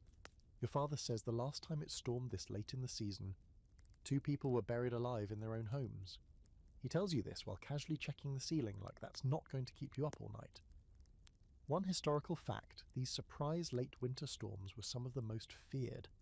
In a time without forecasts or warnings, they struck suddenly and violently, often undoing weeks of slow recovery. They could collapse structures already weakened, kill livestock already starving, and ruin supplies too fragile to survive another freeze. For people already running on empty, it was the final test. Sometimes they passed, sometimes not. By midday, the storm shows no signs of slowing. The sky is still white, the wind still shrieking. The fire struggles against the draft, and for the first time in weeks, you start to wonder if it'll go out. That scares you more than anything. You feed it desperately. Scraps of wood, dry reeds, a basket that used to hold potatoes. The heat is weak, but it's still there, still burning. There's a long moment just after sunset when everyone falls silent. You're all sitting near the fire, knees to chests, eyes half closed, and the storm is just screaming. It feels like it's trying to get in, like it's alive and furious that you've made it this far. Your little house feels like a ship lost in some Arctic sea, and the snow is waves crashing against it. There's no music, no stories, just the crackling fire and the occasional cough. And then, from the rafters, a crack. You all flinch, the goat screams, the pig farts. A cloud of dust falls from above, and your uncle leaps to his feet, staring upward like he expects the roof to drop a tree on his head. But nothing comes, just the storm pressing harder. The debate starts quietly. Should we move? Should we sleep under the table, near the wall, outside, though? Outside? Someone hisses. Are you mad? There are trees, strong ones. Could build a lean-to. In the middle of a blizzard. Better than getting buried in our sleep. No, it isn't. You know they won't go. Not really. It's just the fear talking, the exhaustion. The storm wears on the mind as much as the body. But you still make adjustments. Everyone sleeps fully clothed, boots on, cloaks nearby. Someone keeps watch, just in case. You get the second shift. The house is quiet now, the others dozing in a tangled, snoring pile of limbs and blankets. The wind still howls, but your ears are used to it. You sit by the fire, feeding it carefully, piece by piece. You whisper to it again. Stories, promises, gratitude. Just enough to keep it company. One old belief says that fire spirits get angry when storms rage, because they feel challenged. You can't decide if that's ridiculous or beautiful. Maybe both. Sometime near dawn, the wind changes. You hear it. Less sharp, less screaming. It starts to lose its rhythm, stuttering and staggering like it's finally run out of fury. The snow still falls, but softer now. More like the old midwinter kind, gentle, tired, thick. You crack open the shutter and look outside. And there it is. Stillness. Just a little. Just enough. The world is white again, silent. But the wind is gone, and the air has a weight that feels like aftermath. Later, when everyone wakes, you all step outside, slowly, carefully. The snow is high, waist deep in some places, but the light has changed. It's brighter. Not warm yet, but open. The clouds are moving. You can see the shape of the sun behind them. Your father turns in a slow circle and says, "That was the last one." You don't ask how he knows. You just believe him. Not because it's true, but because it needs to be. Inside, the fire still burns, the roof still holds, and your family, your strange, frozen, stubborn little family, is still here.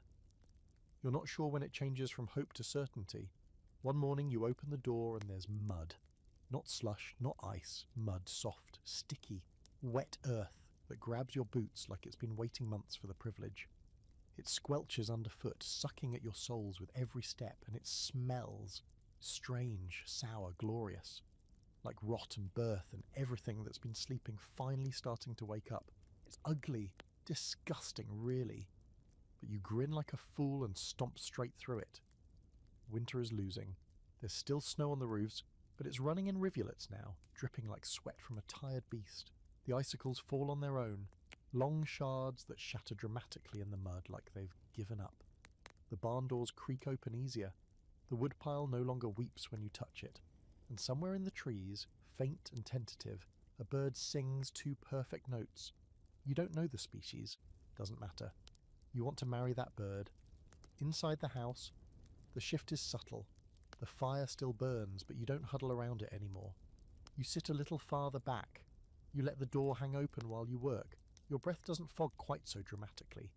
Your toes, they wiggle without complaint. The mood lifts inch by inch. Your cousin starts humming again.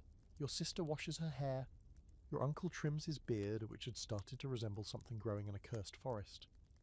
Even Butter the pig becomes sprightly, trotting through the muck like she's just been appointed mayor, but spring when it finally arrives is no polished parade.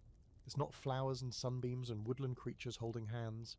It's mess, chaos, exploding mud, mould on everything.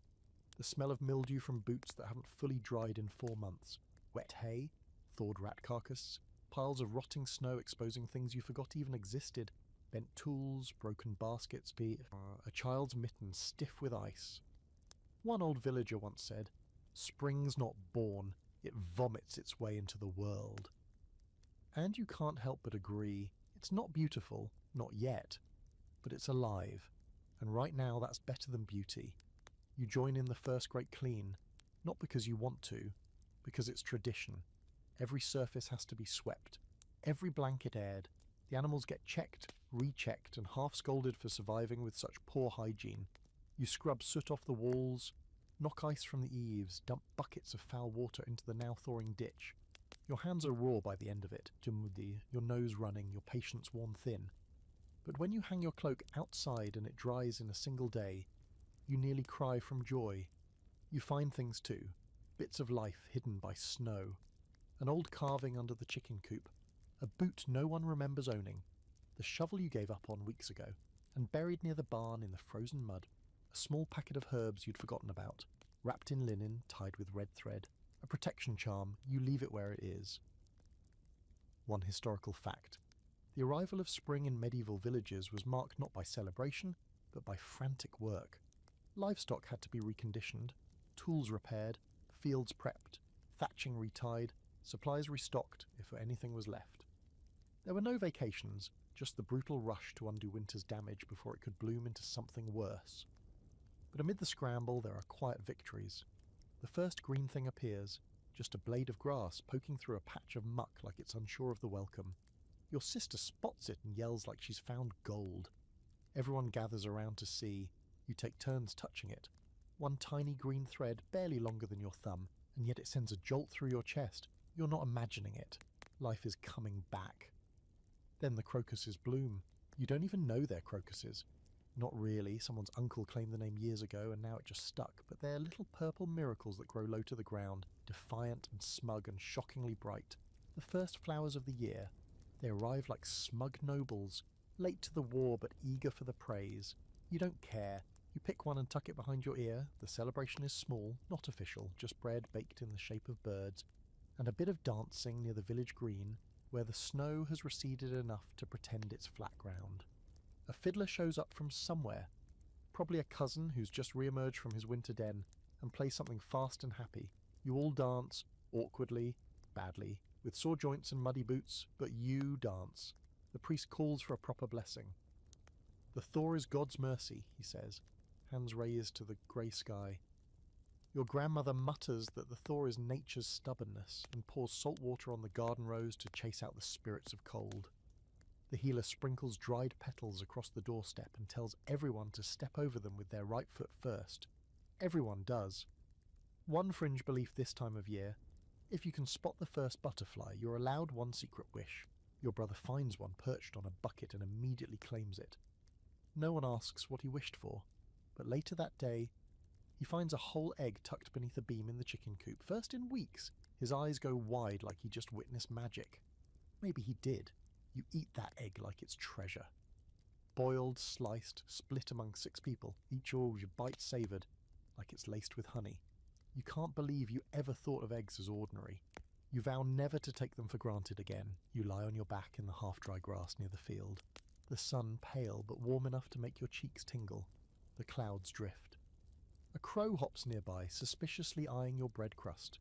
You offer it a crumb, it takes it without thanks, and flies off, and you swear it winked. The world smells different now, still muddy, still mouldy, but tinged with sweetness. Sap, buds, smoke from the neighbour's fire pit where someone's already trying to cook something that smells, frankly, illegal. You laugh. Out loud.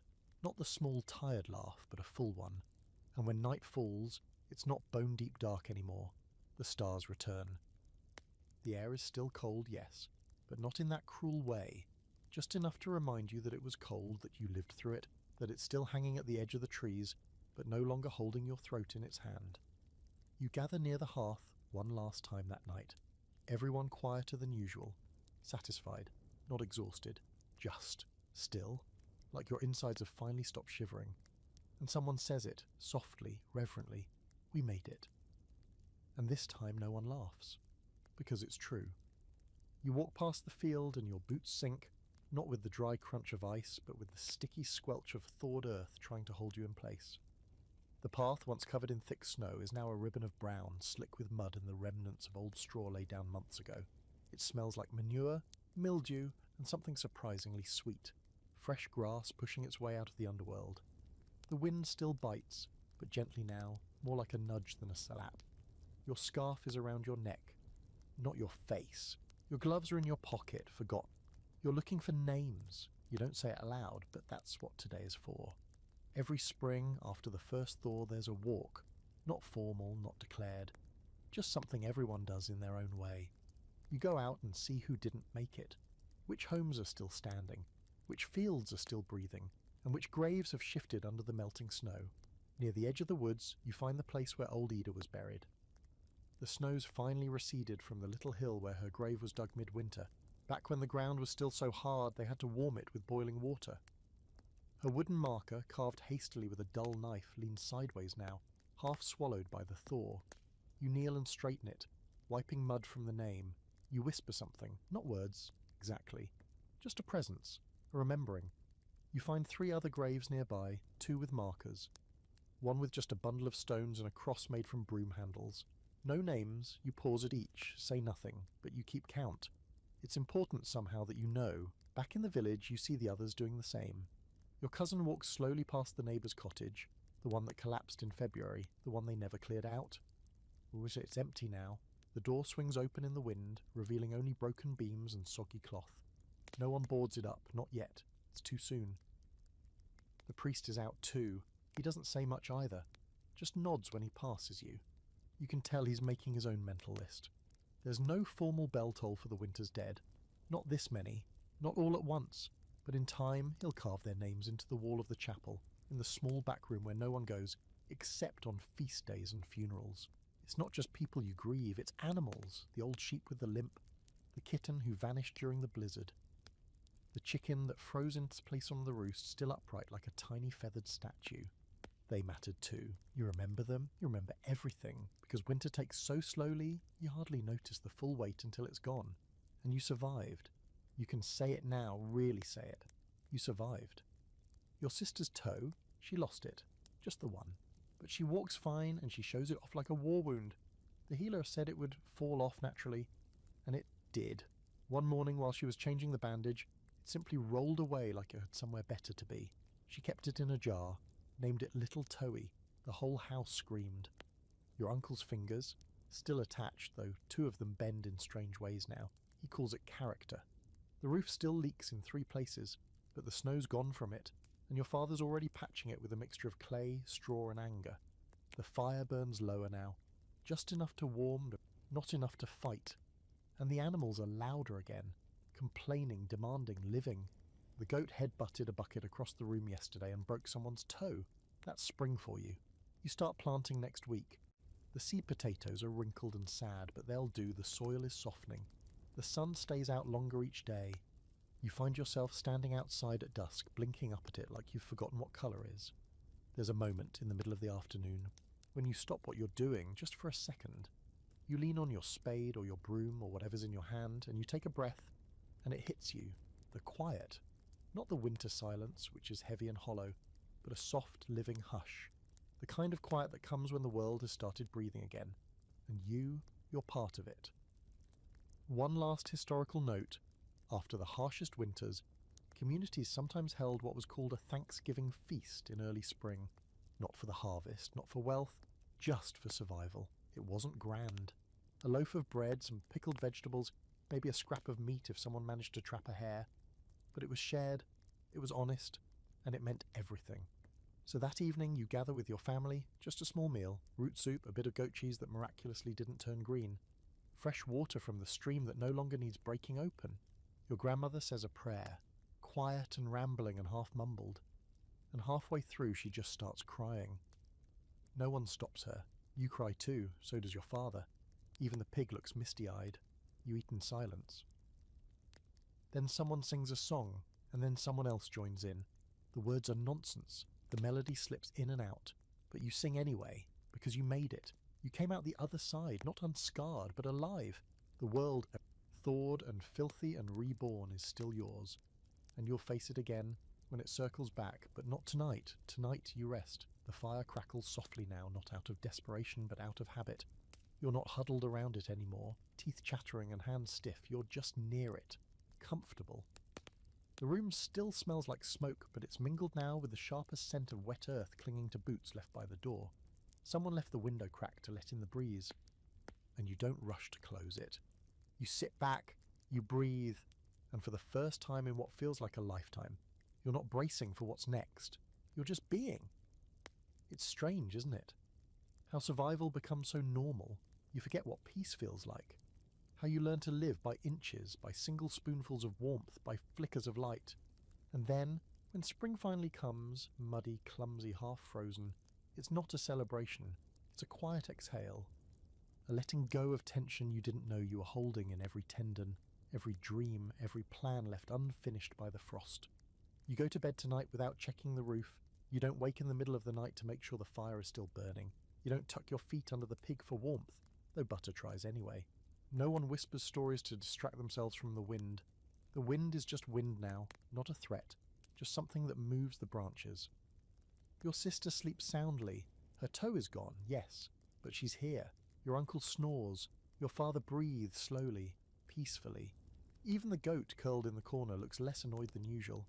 You all survived, together. And that survival will stitch itself into your bones, into your songs, into the way you greet the first snow next year. Not with fear, not exactly, but with the quiet knowledge that yes, it will be hard, and yes, you'll make it again. That's what history really is. Not kings or wars or saints with glowing halos. It's this. You, them, us. Sitting by a fire after the worst has passed, thankful for what remains, telling the story again so no one forgets. You lie back on the straw-stuffed mat, a little itchy, a little cold still, but full, not from food, from continuing. The fire glows against the low ceiling, the stars peek through the shutters, and your last thought, as your eyes drift closed, isn't of fear or hunger or cold. It's of green things. They're coming.